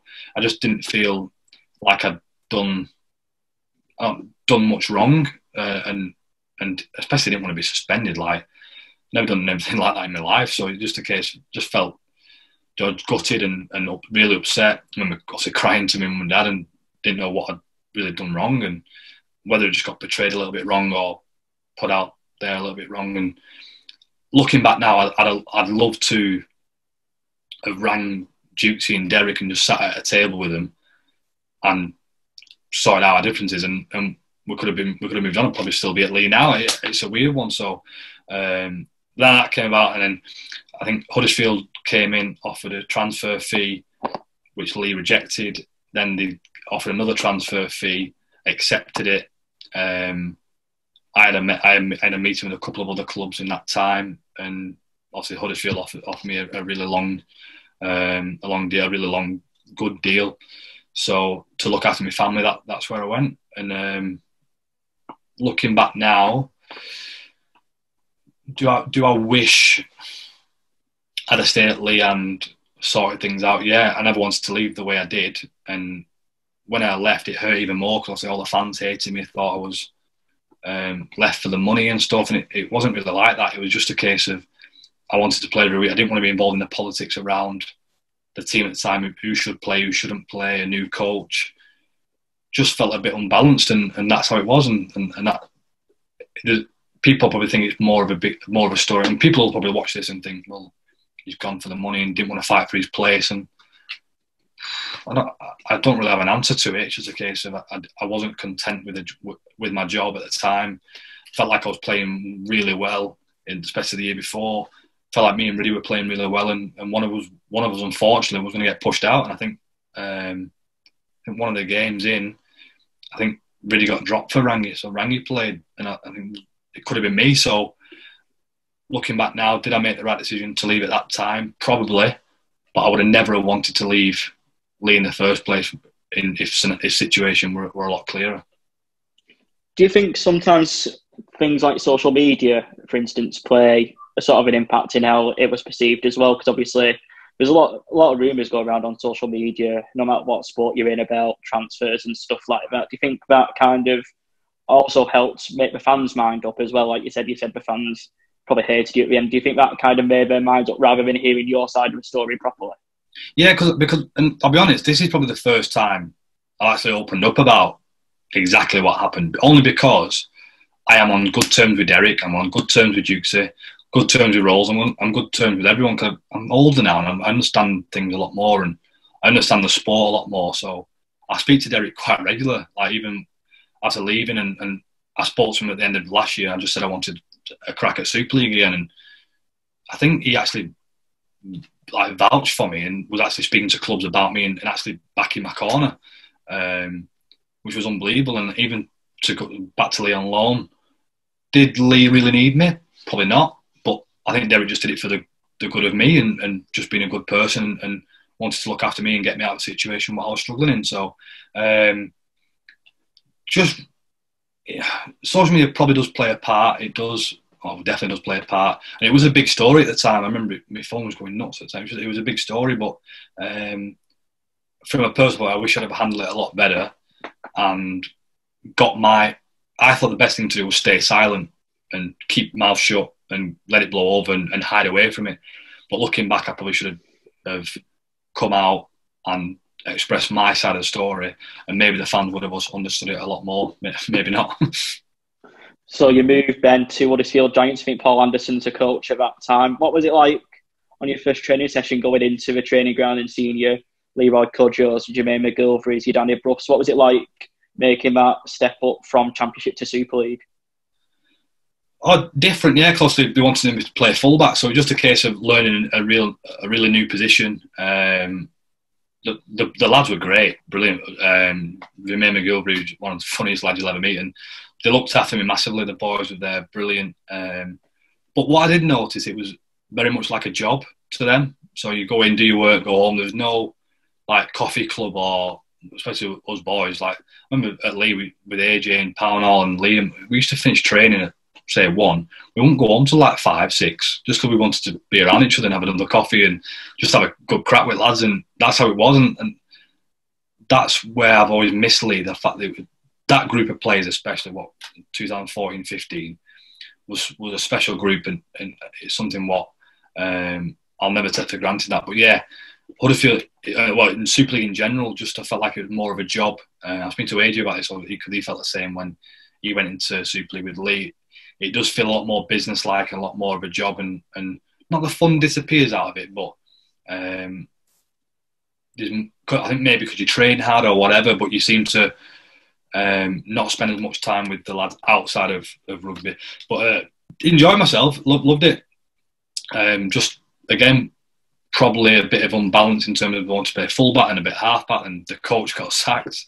A new coach come in, then he got sacked, so just a bit of a nightmare. So that's probably why I ended up going to Toronto, because all my friends from Leigh were there, and I just wanted that. I just wanted that crack with the lads back again, and to be loved and back with again. I call them my brothers at the time. It was like going back playing with my brothers and best mates again, and the joy returned on the back of that. I mean, we'll go into Toronto just in more detail in a bit, but I want to look first of all at a game that was live on Sky. It was against Wigan at the DW Stadium, and it was a game where you really proved yourself as well. You scored, I think, was it a hat-trick? It was against Wigan as well. And I think I remember you reading in an interview afterwards, and you said you felt like you would become a Hollywood superstar afterwards. But in the morning, it was almost forgot about. Do you still feel like that now, looking back on it? Yeah, I remember doing this press release, and the way it was said, I remember actually suing the journalist. I ended up getting a bit of money back, actually. But what I meant was, what I did say was, Super League, you feel like it's going to be so spoke about, and the game is just like it's going to erupt, and it'll be on Sky Sports highlights and blah blah. But rugby league is just not that big, and it shocked me because I thought, well, all I've ever wanted to do is be in Super League. I've scored a hat trick against the best team in the league at the best stadium in the league, and in the morning nothing happened. Just wake up and have your breakfast and that's it. Like, not that I'm expecting anything to happen. It was just weird. Like, it's bizarre the way things pan out when you think it should be different. But that's just how it is. You go and play Wigan on a Friday night, you score an hat-trick, and then you wake up and you go back to work. So it's a bit like anyone in any normal job. They just go to work, and no matter how good or bad they do, the next day is exactly the same. And they just carry on, which took me hard to grasp. I just thought, not that I'd made it, far from it. I wouldn't even think I'd made it now, but at the time I just thought, wow. Like, I remember Jake Connor saying to me, "Oh, you scored a hat-trick at Wigan, how was that?" Like, yeah, brilliant, yeah, it's class. And then at the end of the game, you walk out the stadium on your own. There's no one with you. You go to your car park, you get in your car, no one in your car, just go home. And I think Mrs. was in bed or something, not even bothered. You just go to bed and then that's it. You wake up and that's it. It's just bizarre, yeah. Just found it a real funny time, just something I had to learn. And then Paul Anderson is sacked, but you have a caretaker, and then Rick Stone comes in, and it looks like two completely opposite coaches. Really, like, you look at Paul Anderson and you think he's a good motivator. You look at Rick Stone, and from what I saw anyway, like from what I've seen of him, is he just looks like he was a tactician. He wasn't a man manager. He's just more like a tactician, and what you do in the coaching side, like, had no real relationship with players. Did you find that was the case with Rick Stone? I enjoyed Paul Anderson. He just got me. We just got on really well.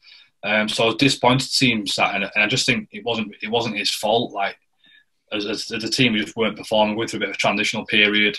I think Bruffy was injured a couple of times, so we just the wrong place at wrong time, really. Obviously, Rick Stone came in. He was a lot more based on stats and how many tackles you can win, and so a lot stats driven. Then moved me to kind of half back.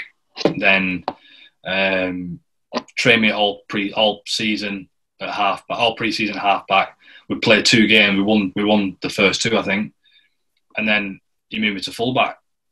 And I just didn't really get it. So whether he thought he wanted to go back full, I don't know what it was. But I just couldn't cope with that being messed around again. So just in case, I need to play every week in my position. That's what I wanted to do. So hence, obviously, Toronto came calling and I went there. But that was the reason I left Huddersfield. There were no dramas around that. That was just a case of, I didn't fall out with Rick Stone or anything like that. It was just a case of, Rick, I need to play. And he was like, well, because Rick didn't want me to go. He said, I just need you to do a job for me at fullback. And so I just want my position to be halfback, and I just want to play and learn there, because I think it was the World Cup as well that year. So I needed to be playing in that position. I was never going to play fullback over Lock and Coote at Scotland level. So I needed to play halfback in every week and get some consistency in my game. I must ask as well, what was it like going back to LSV as an opposition player for the first time? I mean, you didn't play in the middle eights game where Leigh got promoted, but I think you did play in 2017. What was it like on being on the opposite end of the Leigh fans compared to having them behind you? Oh yeah, it was tough, and obviously I remember what they were singing about me as well. So yeah, I expected it. As soon as I walked out the tunnel, I got booed, and my name got announced on the tannoy. I got booed again, and I knew what I was in for. I mean, when you're in the game, you don't really think about it. I didn't really hear it, but running out for the half time where I was kind of stood in front of them for the kickoff, that was loud, and they made the feelings very. And I'll be honest, it's quite easy for me to stay standing and act tough and say, "Oh, it didn't really bother me," but it did. It bothered me, just because I felt like if they knew the real story, they wouldn't have done that, or the majority of them wouldn't anyway. I just felt like I hadn't done enough wrong to deserve that kind of treatment. But they didn't know any different, so I can't really blame them. But I just wish they'd have known this story first, and then if they'd still gone on to do that, fair enough. But I just probably didn't have a chance to give them my story and let them know how gutted I actually was to leave, which was probably the most frustrating thing. So then the end of the Super League season comes, but then I think the Four Nations start, and you're announced as a call-up for Scotland. And how did that first come about? Because obviously you wanted to play international rugby, as all top players do. How did it turn about that you was eligible to play for Scotland? Just a quick conversation with my family, really. Managed to get that put through, and Danny Bruff kind of pushed it towards the fellas at Scotland, the eligibility guys, and again, just had a massive desire to play international rugby, and thought that opportunity came about. And I've had some great memories of Scotland over the years now, and it's something I look forward to every year. It's just a bit like how it was at Leigh, just a load of good lads having a good laugh with each other, and we just get along really well, and it's part of the calendar I look forward to every year. Yeah. So I must mention a moment as well in Scotland for you. It's at Craven Park, your ground now at Hull Kingston Rovers. A kick comes through against Australia, playing against like Sir Cooper Cronks. You manage to get on the end of it and score your first try in your first Scotland appearance. And it's also the first try for Scotland against Australia, against such a well-known international team. How was that feeling for you? Yeah, it was probably the highlight of my career. Score a try against the best team in the world. I remember meeting Cooper Cronk at Leigh when they trained part of the World Cup in 2013, and asking for his advice, and how do I do this and how do I do that, and to have someone who you idolise so much to play against him. And it was even when I looked at the team sheets, and number 7 Cooper Cronk and number 7 my name, I was going, this is just bizarre, just weird. You see behind there, I've got like his shirt and my shirt together, and we kind of swap jerseys and put them in like a frame together. And that's probably one of my prized possessions, having his shirt on the wall and having a picture with also my try on. I don't think you get much better than that. I think if you're starting out in your career and you said you're going to work up and you're going to score a try against the best team in the world, I don't know. I still pinch myself. That's probably one moment where I don't believe it was real. I find it really bizarre. We got hammered in the game, but that's one memory where I still have to pinch myself to think, was it really me? And unfortunately, it was. Is that a memory as well? Like you said, you've got a young family, you've got a young daughter. Is that one that you can show and say, this is what I did in my career? Is that always one that you're going to look back on and show like maybe the grandkids about in future as well? Yeah, definitely. I think that's why I'm a bit sentimental with keeping my shirts and stuff like framed and everything. All my shirts are framed, just so I know I can give it to my daughter when I'm younger. Like I actually was half decent at rugby, like just so I have a career to be proud of. Like I know a lot of lads don't keep their shirts and stuff. I just find it really bizarre that, like, I just want to be able to show my little girl that I did work hard for something and live my dream. Even now, I'm living my dream every single day. I wake up as a Super League player, which is for me the best job I've ever wanted. And luckily enough, now I've been playing professional for like 10 years. So it's just something what I've just loved every minute of it. And also when my daughter's a bit older and when she actually likes rugby, she hates rugby. She's a proper girly girl. So when she understands that, how special them things mean to me, I hope it has the same effect on her. So we're getting to 2017. You played your first few games of the season, and it's a chance for you to make more history when the first transatlantic team in rugby league history with Toronto Wolfpack, coached by your old coach Paul Rowley and your old teammates are all there, come in, Huddersfield accept a bid and you move to Toronto. Did you know that move was coming? Obviously, you must have known there was some interest from Toronto beforehand. How far before the bid was accepted did you know that you was going to be moving to play for Toronto Wolfpack? Well, Rolls actually kept it pretty quiet from me. I just remember they wanted, I think they spoke to Rick or Richard Thulis and said, we want a halfback. Have you got any halfbacks for sale? So there's me, Leigh Gaskell and Danny Brough. So they were never going to let Bruffy go. So it was a case of me or Leigh Gaskell. But we were both kind of fairly new signings. And Rick said, no, I'm not selling either of them. But then I think Richard Thulis said, well, all three of them can't play. They're all on decent money. So I want to sell one of them. And I think the question kind of got asked to all three of us. It was something I was interested in, definitely, because I thought, well, I'll be playing every week. I'm back with my old teammates, back with like actual friends who I consider my actual friends outside of rugby, who I would spend time with outside of rugby. I've only been at Huddersfield for a couple of months. So just jumped to the opportunity, wanted to take part of it straight away. And that was it. I just wanted to be part of something different. I'd probably had a rough couple of years leaving Leigh, obviously in the middle eights with Huddersfield. Needed to find that love again for rugby league. And for me, that was the only place where I could do that, just have a laugh, keep my family security with the contract I was on, back with my old coach, learn again, playing every week so I could get in the Scotland team and have no pressure at training, just wanted to play rugby and my friends, and that was it. I just wanted to be a kid again, I suppose, and just get back to how I was at Leigh and have fun with my friends again. Well, obviously, we mentioned we transitioned up the league. So when you've gone from academy to championship, championship to Super League, what was it like going from Super League down to League One level? That was hard. That was harder than going the other way. Like, just some of the standards, not of players, but like the stadiums and stuff, and the refereeing was horrendous. Just it was a tough couple of months.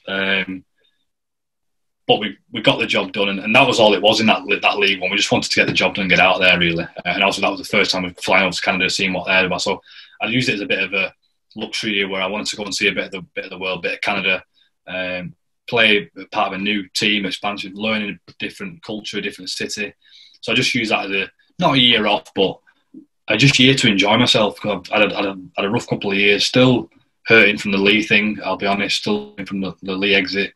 So just wanted to kind of just, I don't know, breathe again, and just wanted to kind of enjoy myself as a kid who's just kind of free and just enjoying himself in a different city and doing what he wants, really. I mean, obviously, I saw you when I went over into Toronto in 2018. I saw a different side to what you see as a player. What's it like living in Canada as a Wolfpack player? Obviously, it's not a most well-known sport over there. So what is it like walking through the streets of Toronto every day, going training, playing games there? Brilliant. I loved every minute of it. It's a real special city, and the fans love you. Like, the fans they're so loyal. The fans, like, they don't really know what's going on in terms of if you play well or bad, but they just stick behind you regardless. So that was a great thing, and just get looked after in the city. People kind of recognise you and just do anything to look after you, really. So that was the plus side of it. It was tough being away from family for so long, doing 4, 5, 6, 8 weeks at a time. But it definitely had its perks, and I'd recommend it to any player who gets a chance to go over there. And it's something what I really, really enjoyed, and I'm glad I did it. It was a great life experience. Met some fantastic people over there. Still in touch with a lot of people that I met over there now.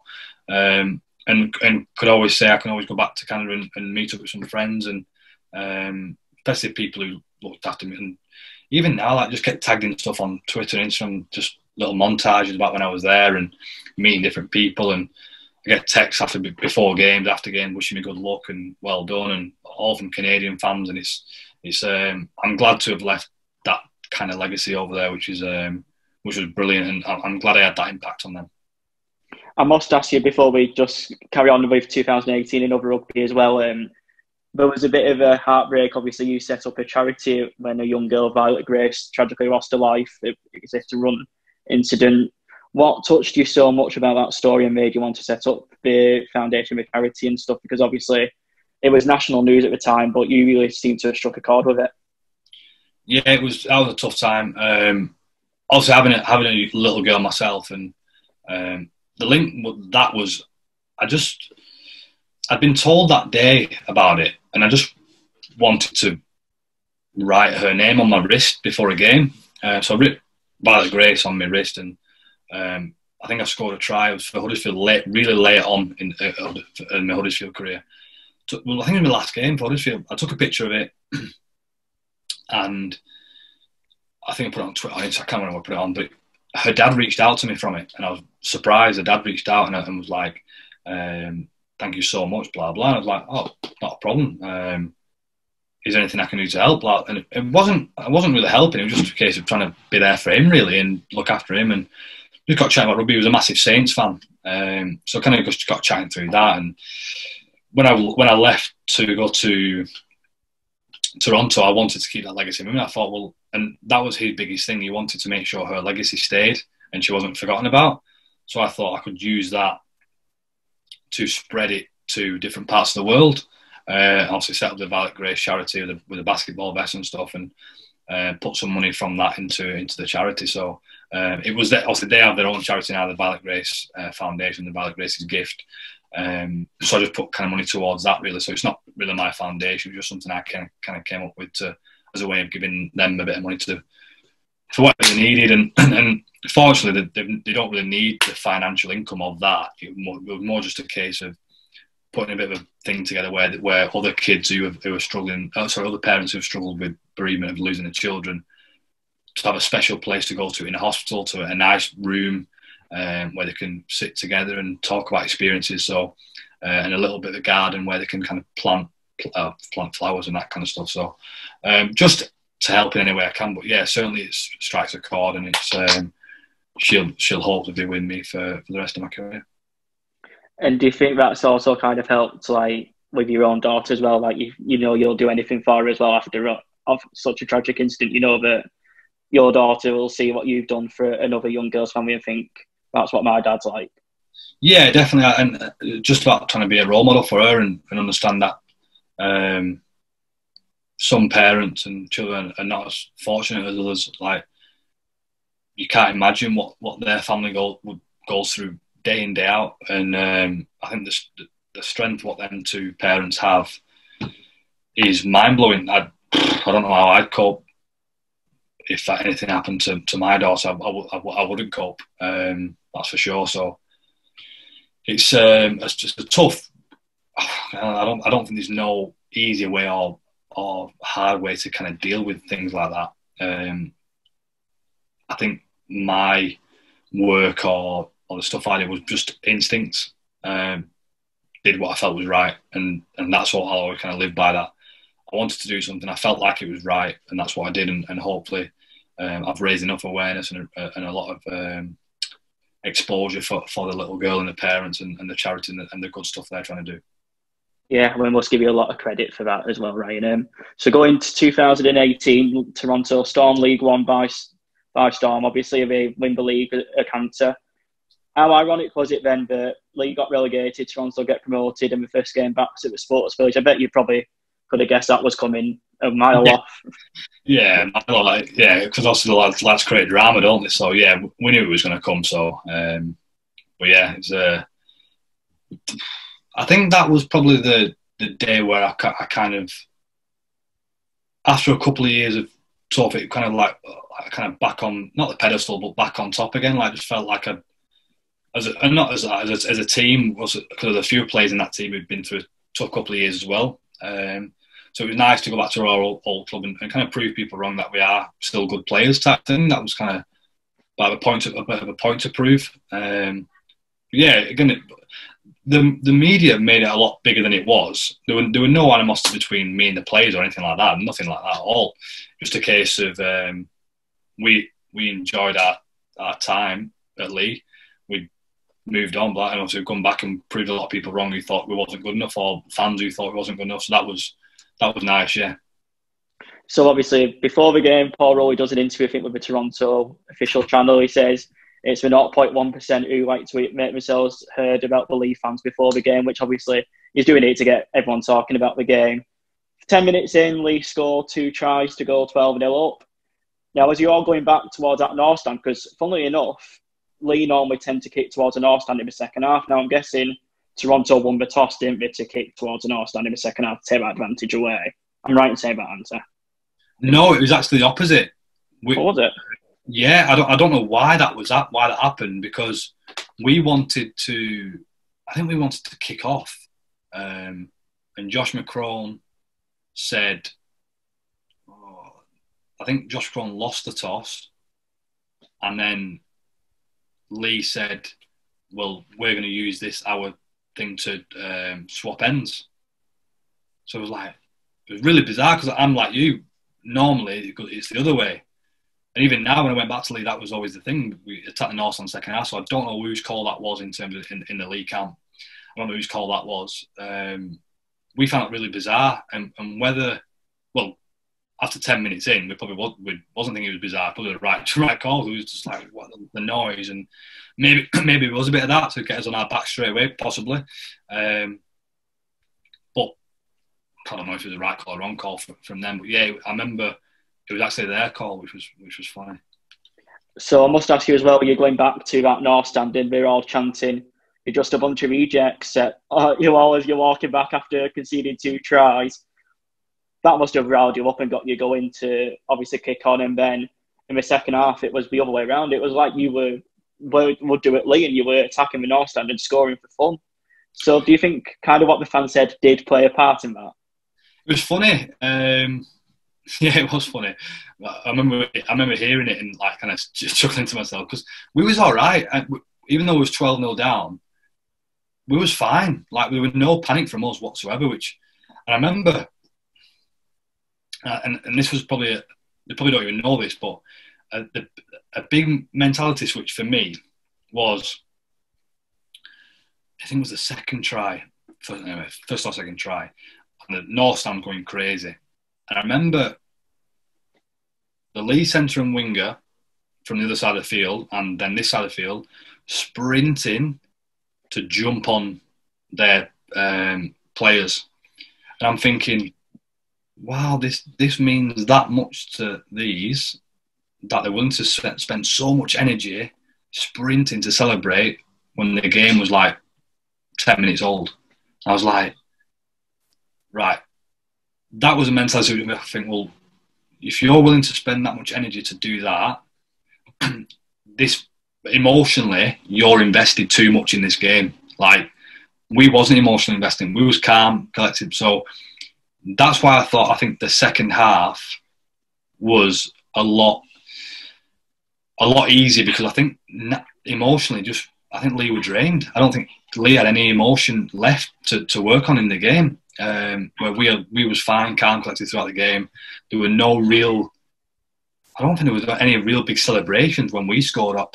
Possibly the last one when Liam went the full length with the because also the game was won. But I can't remember any big celebrations like as a team where people are running, jumping. So yeah, that was probably the mentality switch I needed. That I thought that I knew we was going to be all right, because I knew there was too emotionally invested in that game. Yeah, I remember because I was commentating at the time for Leigh TV, and I said to Joe, the co-commentator that day, I said, watching Toronto in that second half, like the biggest compliment we could give you was, it was like watching that Leigh team in 2015, where it was just brilliant off-the-cuff rugby, scoring tries for fun, and like people like Corey Patterson going full length for the field tries, and it was like, and I think the thing as well, what people forget was, all the Leigh team was a new team who didn't really know about the championship, whereas the Toronto team are used to playing at Leigh Sports Village because we played with it for so long. So it was like, kind of in a way, it's like Leigh would be away team about home game. Do you think knowing that stadium so well resonated with you guys as well? Yeah, definitely. And like the conditions helped. The conditions were really good, weren't they? So we just played like, even at half time. We at half time was really confident, because we felt like we weathered the storm and we're kind of coming over. And I think Adam Sidlow's try against Leigh, his first try, it was a really soft try to concede. I'm thinking maybe they're not as pumped up, and because I remember watching Leigh against Wigan the week before in a friendly, and they played really well and looked really tough. But I remember Adam Sidlow scoring a try, and I think, oh god, that was soft like that, and couldn't really work out what had gone on there. So we kind of kept coming over the top of them, and I just felt just really comfortable in the game. Never any panic or anything like that. And yeah, I'd probably say a lot of our boys were comfortable in the championship level, the stadium, the fans. The fans probably played more of a part in positive for us, that especially second half we wanted to shut them up and prove a point. So it just added to our success and added to our positive mindset, really. So then from Toronto do kind of what we did in League One, and that was take the championship by force, winning game after game, finish top of the table again, get to the middle eights and get to the league final game against London. Now, this is probably, people would say, is the biggest shock in the history of that middle eights competition, is when London went to Toronto and won. What do you think went wrong for Toronto that day? It's funny, a lot of people say this, it's like the biggest shock. For me personally, I wasn't shocked at all. And I'll tell you a few things why that is, because the amount of travel we'd had to do in that period was ridiculous, to there and back, and it takes its toll on you. So that's one.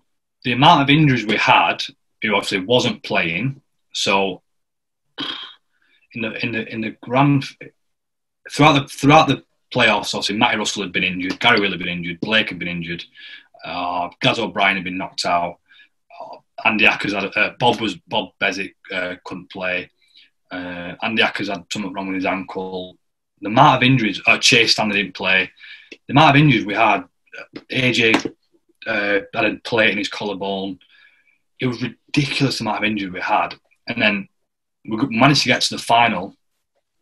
And I remember being in a team run, so the team run the day before, and was obviously all very confident. And when I looked around the team, there were so many people injured. And I was the only fit player not to play, which obviously I can't get into, but I was the only fit player who could have played but didn't get selected. So Blake Wallace was selected, and he had a torn pec and a torn syndesmosis, grade 2. Gary Wheeler had a grade 2 tear in his hamstring. Adam Mixon was his first game back with his broken collarbone. Gaz O'Brien just passed his HIA protocol from being knocked out the week before. Bob Bezic got knocked out in the game, absolute sparkle by Tom Spencer. There were just so many. This ain't me making excuses, not at all. But I wasn't shocked that we got beat. I think London on the day had a real healthy squad, momentum, played better, played really well. I just think from a Toronto standpoint, the coaching staff got it wrong. So obviously Paul Rowley suffers with that with his job, doesn't he? And Brian McDermott takes over. What was your initial reaction again to Paul Rowley leaving a club that you're a halfback at this time with Toronto instead of Leigh? Yeah, it was tough. I kind of understood that one a lot more. He could have just wanted to back on with his family and stuff. So I don't think it was a case of he was under pressure, and I think he actually wanted just to come home, and it was so tough, like, to be away from that. Because what I didn't mention in that then was we'd already spent 11 weeks in Canada straight. We'd come home for the playoffs and went back again, so I hadn't spent any time with our families or anything. It was torture. But yeah, so a lot of players just, I don't know, heads had gone with his family again, and we'd heard rumblings of obviously Brian McDermott coming in. You hear me? Yeah, I can hear you. It's my connection was unstable, but yeah, we'd heard rumblings about Brian McDermott coming in, so I wasn't really shocked by that. And again, you obviously changed the guard, and obviously Brian McDermott came in. What was your thoughts of Brian McDermott obviously coming in? What was he like?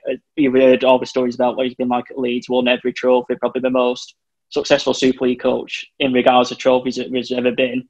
What was it like working under Brian McDermott then? Different, very different. Yeah, tough. It's stuff obviously I can't go into real detail, but it was a different experience, and you can understand why he's been so successful in what he's done.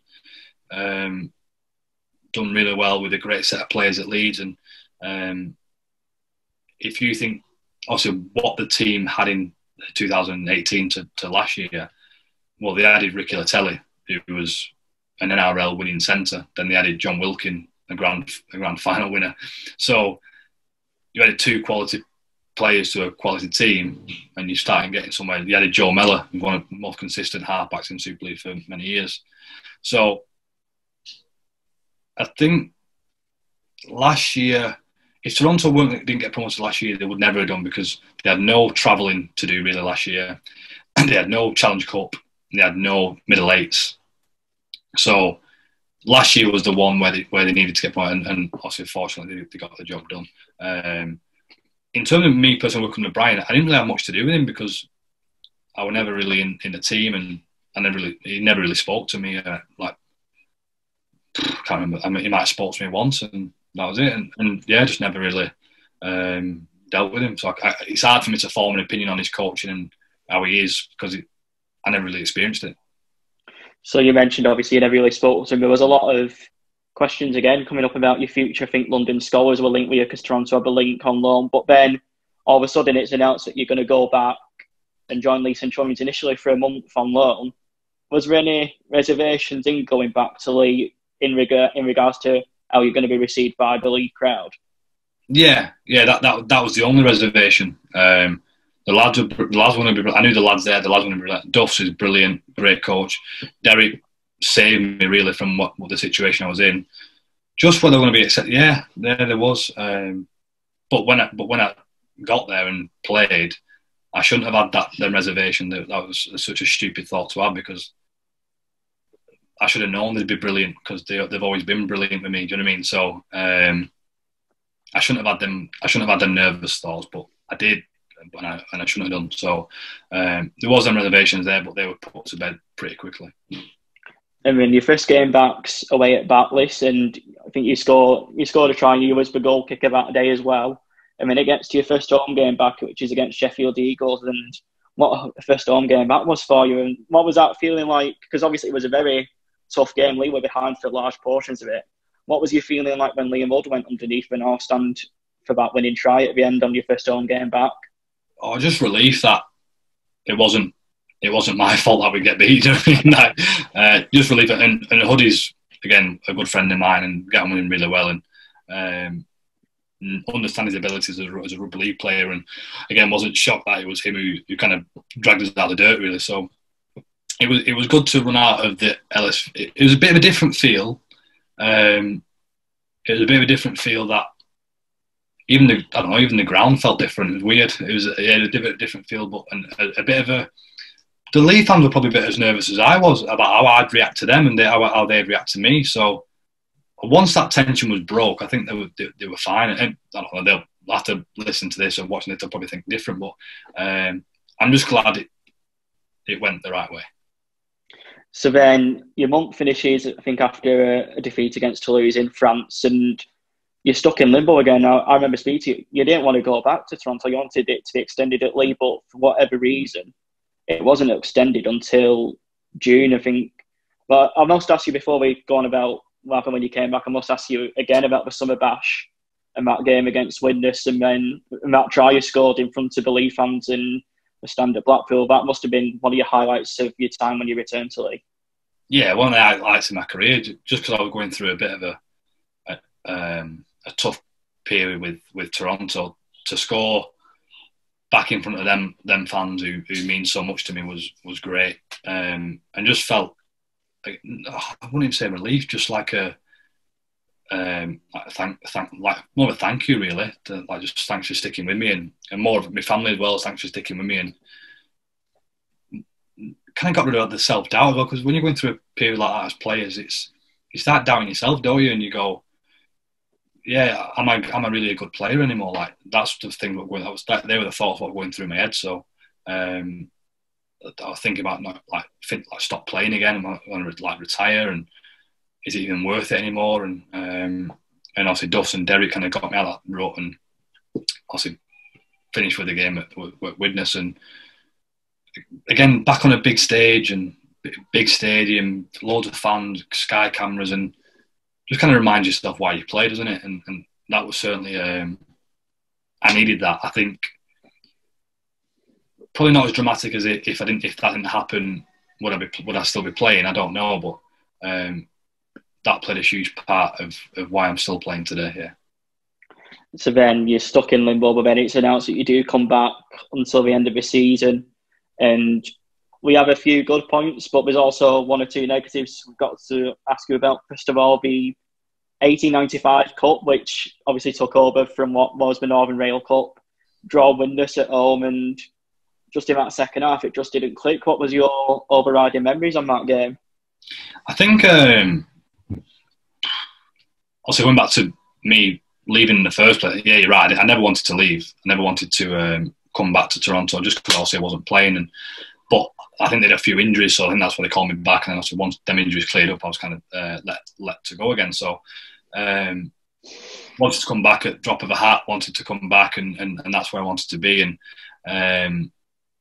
when obviously that 1985 Cup, it was kind of, we wanted it too much. You got to think, like Wembley at the end of it, wanted it too much. And reviewing the game, we just did so many dumb things. Like me myself, just so dumb at times, just because you're trying too hard. I think you're just trying to, because you would have probably been better off playing away, like because there's so many fans there watching you leave when I go to Wembley and all that, and just heartbreak. Because obviously I wanted to take the club to Wembley, you know what I mean? And it's hard, it's a tough one because, like I say, I think we only got beaten in the end by 4 points, whatever it was, but we just didn't execute the game plan, and part of it's my fault as well. So it was a tough one to say that, and just something where again, I said it earlier, we just wanted it too much, and it backfired on us. I was speaking to Higham about it as well earlier, and he said, as well as obviously wanted it too much, he felt that windness played the conditions, because obviously it was a really rainy day. I mean, funnily enough, that whole week before was like it has been recently over here, where the sun's been shining.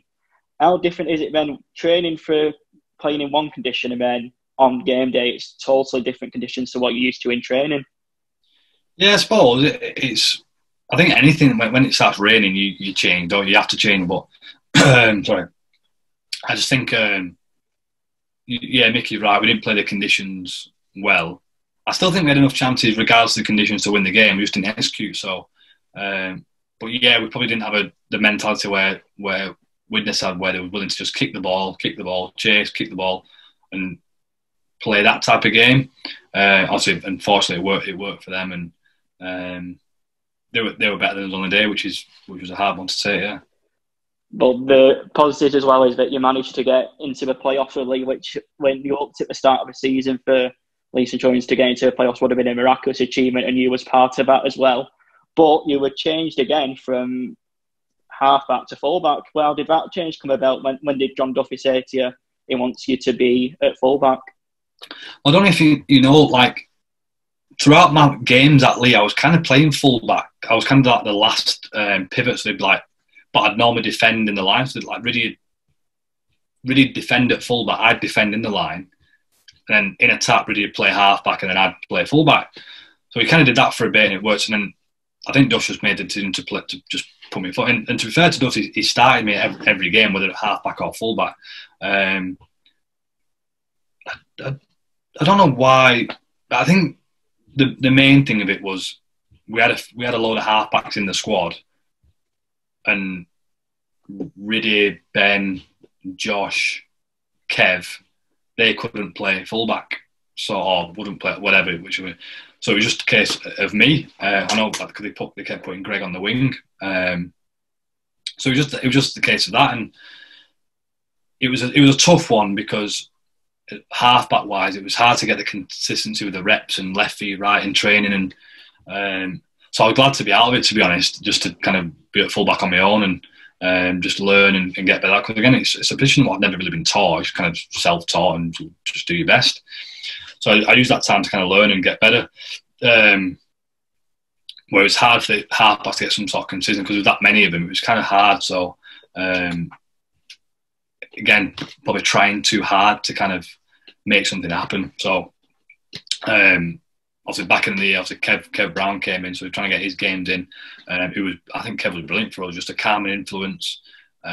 Played really well, and me and him got on really well. Just played really well with each other. So I think he set up a couple of tries. Obviously chipped over for me a few times, made a couple of breaks, and we just worked really, really well together. So it was nice to also to play with Kev. But yeah, I think it's just a case of there's a lot of half-backs, so I kind of just found myself at full-back, and Duff was really happy with me there. So as long as it was the best thing for the team, I was more than happy to do it. And then it got to the playoffs, and then we played Featherstone at home, and similar really to the 1895 Cup, where it just felt that Featherstone played it well. Do you think it was a similar sort of thing where you probably thought Leigh wanted it a bit too much? And like you said, sometimes maybe that home advantage can have a bit of a detriment as well. You feel like you've got the pressure of, especially like when you know what the North Stands like to play in front of. Do you think sometimes you feel all that pressure on you when you're playing, especially when you're kind of behind in a game as well? Yeah, definitely. I think that last game especially, I think we were spent. I think mentally, I think we were done. And I don't think it helped us playing Featherstone, who were red hot at the time. their momentum was flying. I remember they should have. I think they should have beat Toronto a couple of weeks earlier in a normal game. And I remember thinking that they were hitting some decent form, and they was in a real good position with injuries as well. We were struggling a little bit in terms of not injuries where there was injury enough to keep you out of the game, but niggles. And I think Steph Marsh, broke his rib in the first minute of the game and had to play the full game with like a broken. Just things like that where when you hit playoff time, you need to be flying, fit, healthy, ready to go. And when I talk about in them early years when I felt untouchable, like we were never going to get beat, I didn't feel like that. I felt like the body language and the mentality, not that we wasn't good enough, far from it, but it was a real effort to get on the field and put our heart and soul into it. So I think, again, everyone's trying their absolute hardest, but just looks so tired and spent. Because you're talking about players who Duff signed, who'd been probably looking at like bottom end championship to middle championship, and trying to force them into, not force them, but playing more games, 89, getting further in the cup competitions. Even little things like Challenge Cup, pushed Hull KR close in the Challenge Cup. I just think that it takes its toll. But when you're not used to playing at that level, when you've been around the bottom end and the middle, you're not playing that type of game a lot. Whereas we'd been, even in 2012, I think we still finished second. So we're still playing top level rugby all the way through. So I just think it was a case of, that's why I think Leigh will do brilliant this year. I think they've had a bit of experience there of what it's like, and they'll keep winning, and it becomes like a bit of a habit. But especially I've said it from day one. That game against Featherstone was just too good for us, and there were no secret formula, no game plan. What could have changed? we didn't play bad. I just thought Featherstone were really, really good. And then obviously Featherstone get through to the grand final. We saw what they played like against York, against Toulouse, and like you said, it weren't a case of other teams playing bad. It was against teams of Featherstone playing brilliantly. And at one point, we even took the lead against Toronto in the grand final. I want to ask you about that because you weren't actually there, like obviously in Toronto or anything. You were at end of season's award do at Leigh, where you picked up try this season. What was that feeling like for you? Obviously thinking from your future as well, if Toronto get promoted, it'll probably be easier for you to find a club, I'm guessing, because we'll be signing players. But if they didn't, then you might have ended up having to stay at a club where you've admitted yourself you probably didn't really want to be at. Yeah, it was tough. Also, I remember being on the table looking obviously on the awards and stuff, and the presentation that was going on, and my head was a mess there. Just it's hard for kind of to tell people this, but when you sat there at another team's presentation night, when your team who pays you kind of don't want you to be there with them whilst they get promoted. Even now, when I think about it now, I don't know how I coped at the time. And even going back a little bit further, when I flew to Canada as part of the Leigh team to play against them, and it's just bizarre, and I've no idea how I got through it all. And and the Leigh fans and sponsors were talking to me, and it's the first time I've ever been distant in terms of not been, but I felt like I had a bit of a glaze over my eyes, and just didn't really know what I was kind of talking about and saying. Just it was a tough one because I wanted to be there for my teammates and Duffs, but all I wanted to do was go to bed really and just go to sleep. And I wasn't even that worried about the score. I remember someone kept telling me the score about it, and then I think Featherstone was obviously winning, and I think it got announced on the tannoy, and I think the room was cheering. But for me, I was just like, I didn't really know how to feel. Like, is it that good? Is that bad? I couldn't tell you. So that was a real tough period of that, and kind of speaking to Derek and Duff at the time, obviously about trying to stay on for next year, and I just needed some time there just to digest what had happened in the year. Didn't finish how I wanted it to finish, with obviously not making the playoff final. Because in my head, I wanted to win every game in the playoffs and for Leigh, play Toronto in the final over there and beat them. And that's how I was. I wanted to be the guy to take Leigh up instead of Toronto. That's how I felt. I was on loan at Leigh, doing a job for Leigh, and all the noise in my head was, "We'll go over there and go and beat him." And that's how I felt. That was my mentality towards it. So I didn't care if my Toronto teammates suffered the fact they didn't get promoted because of Leigh beat them. That thought didn't come in my head once. I wanted to win. I wanted to beat them. I wanted to make sure we went up and they didn't. That was where my mentality was at. So once that was taken away from me, it was a case of, right, stay professional and be good to Leigh, because they've given me a good chance and a good opportunity and saved me from the rut I was in. So do everything right.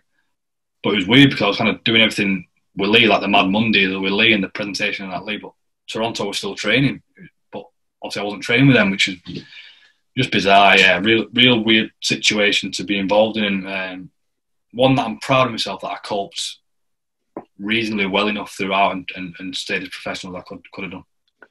I mean, that's a fascinating insight, really, because we know mental health is obviously a big issue, especially for sports people, but you obviously, like you said, you were in limbo then because you didn't know what was happening. You mentioned then, like, you felt like you weren't wanted at one club, but you felt it was affecting what it was like at your other club. So when the time came for you to leave Toronto, which happened at the end of that season, was Leigh ever an option for you to go back, and would you have been happy if Leigh did come back in for you? Yeah, definitely. I spoke to Duffs and Derek about it, and Derek spoke to my agent about stuff, and there was an opportunity there, but it would have been to play fullback. Duffs always spoke to me about being. He always felt I was a Super League fullback. He said, I just think I'm really professional, wants to learn. So wanted me to come back as a fullback for this year. And Derek spoke to me about it. Derek said, yeah, I spoke to Duffs, wants to come back as a fullback. Spoke to Craig and my agent, and I just kind of sat down and I was torn because I wanted to be at Leigh to kind of break the try scoring record. That's probably one thing what I kind of wanted to do. Just there's not a lot of stuff you can take from today's game, and I think to leave the game as Leigh Centurion's all-time top try scorer, I think that would be so cool to tell my family and my little girl, and that's something what does stay in the record books. And there's not a lot of stuff you can take from today's game, and as you know, rugby league's not a huge sport, so that was one thing what appealed to me, and the fact that I thought, finally, could I get it, be a part of this Leigh Centurion team who gets promoted? That's what I wanted to do back in 2014. Be part of Leigh Centurion's team who gets the team promoted. I always felt like I'm at home at Leigh Centurions, and that's where my ambition is. I want to play in Super League with Leigh Centurions. I've never made. I don't make a doubt about that. I want to make sure everyone knows that. But for me at that time, I needed my career. I think I needed to play Super League. So I made a choice that whichever Super League team gives me the best opportunity, that's where I want to go.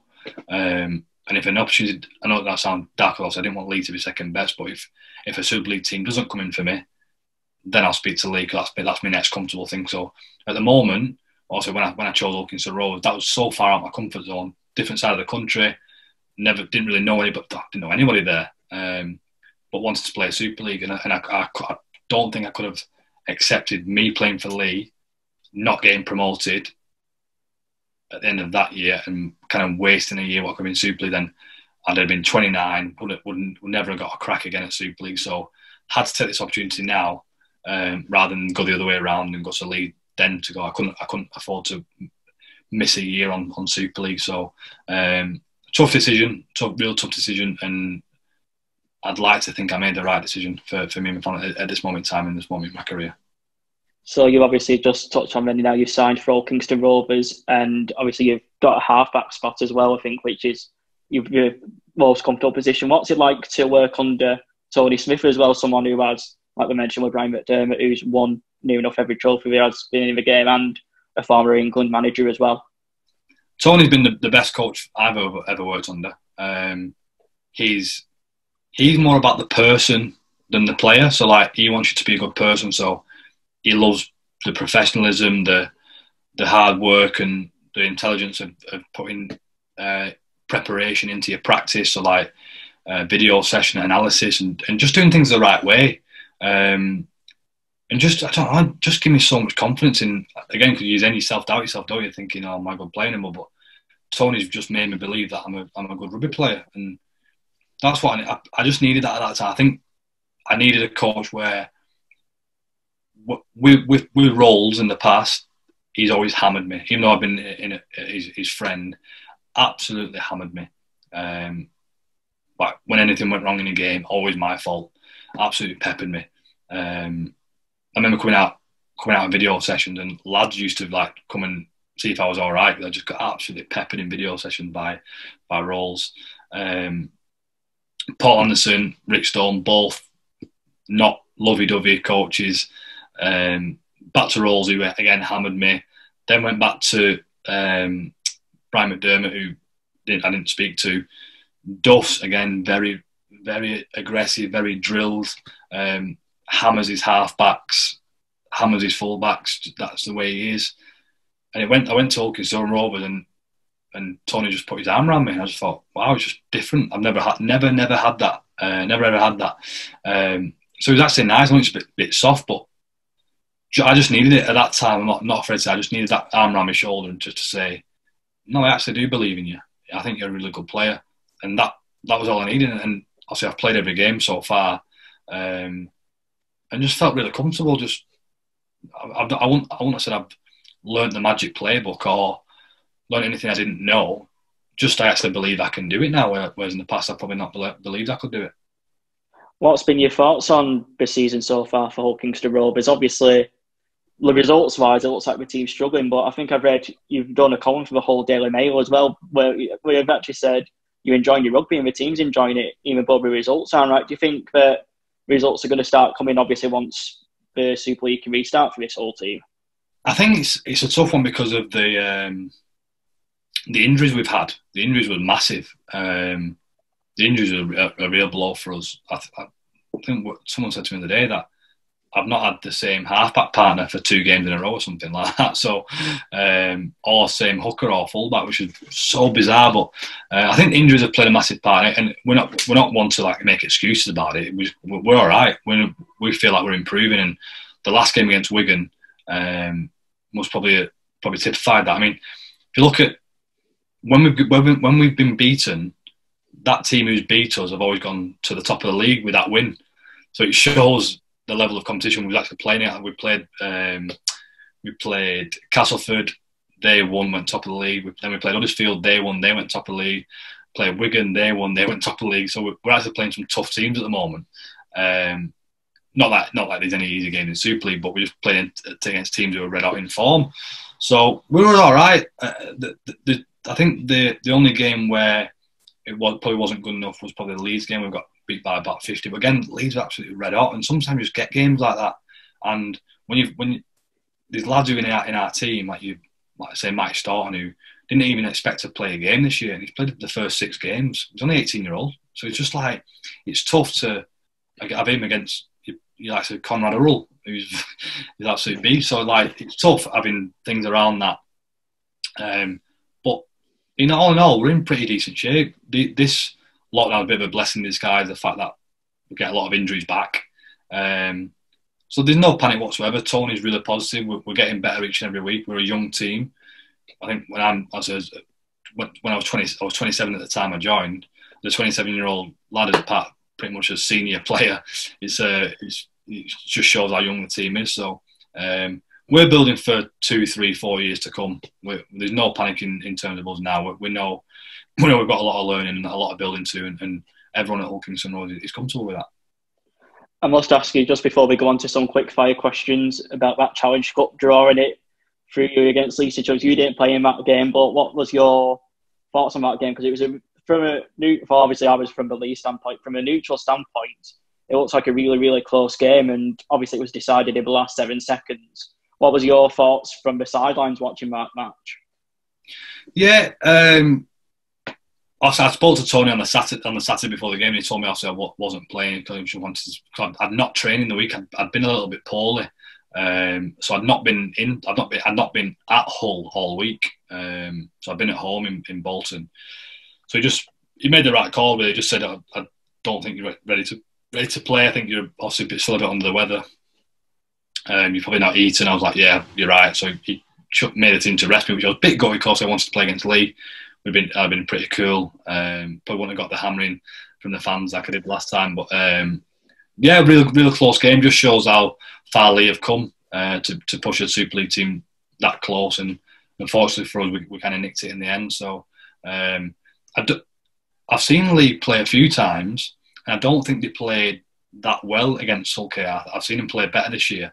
So I can understand why a lot of their players and staff were frustrated at the end, because I don't think they played well. And when they did play a few nice plays, they cut us open really nicely. So I don't think they played well at the time, but I think fair play to our boys to keep digging in and to kind of never give up. And luckily enough, Nick Rawstorn also scored in the corner, which was a big relief for us. Obviously, being close mates with AJ Adamigson, did you give him any sort of stick for his sin bins? It's funny, isn't it? Like, me and him obviously very close friends, and when you see that happen, it's not something you want to see, because he kind of obviously let his team down. But I thought he was very unfortunate, to be fair. The first one, I think there's enough people in the frame to not kind of yellow card him. I don't think it's a sending off offence. I mean, once he gives the penalty, he has to send him because it's obviously the break. And the second one, I think he just got caught unlucky. I don't. It's possibly just a penalty, but I don't think it's a yellow card. But anyway, it is what it is, and his probably reputation gone before him there. But it's a shame because he'd been playing so well as well. He had a really good start to the year. So unfortunately for him, and he did end up with us scoring in the last minute, obviously on that side. But I think it'd be unfair to blame AJ for the defeat. I think there was 60 minutes there of Leigh not playing to their potential. So I think it'd be unfair to point out one player for it. But yeah, he's fine. He was devastated after the game. Really gutted that he felt like he let his teammates down, but it's just kind of kept him positive, and hopefully it's come through okay. Right, so we'll ask you some quick fire questions just to end this podcast on. So first of all, the most favourite ground that you played at? DW Stadium. Favourite coach that you worked under? Tony Smith. Best mates in rugby? Gotta go. Oh, it's so funny. Adam Migson or Blake Wallace. Toronto or Leigh? Leigh. Preston getting promoted or Hull KR getting to the grand final? Oh, oh God. Hull KR getting to the grand final. I'll let you have Preston getting promoted for that as well. And lastly, if Super League does come back, which we're obviously expecting it to do, would you have promotion and relegation still staying in place? It's a tough one. For me personally, I think you should have your strongest teams in Super League. So I believe, and I don't think there should be a limit on it. I don't think there should be a case of how many teams should be in Super League. I just think your strongest businesses should be in Super League. So in my opinion, I believe Leigh and Toulouse should be in Super League based on the finances given, facilities, momentum, squads, squad depth, fans, stadiums. I just think that them two teams especially should join the other 12 teams at the moment. And I feel like whether that's promotion, I don't know where they're going to go, whether they do franchising, but I'd love to have the teams in now plus Toulouse and Leigh, which I think they deserve. Well, Ryan Brierley, I've got to say thank you very much for joining us and taking the time out to speak to us this afternoon on the Taylor Talks podcast. It's been a pleasure and fascinating to hear your story all about your rugby league career so far. And we wish you all the best with OKR and with Scotland as well. It's quite deep, that, wasn't it? But yeah, no, I really appreciate it. Thank you very much. Cheers, mate. All good, pal. See you later. See you, dude. Bye-bye. Bye.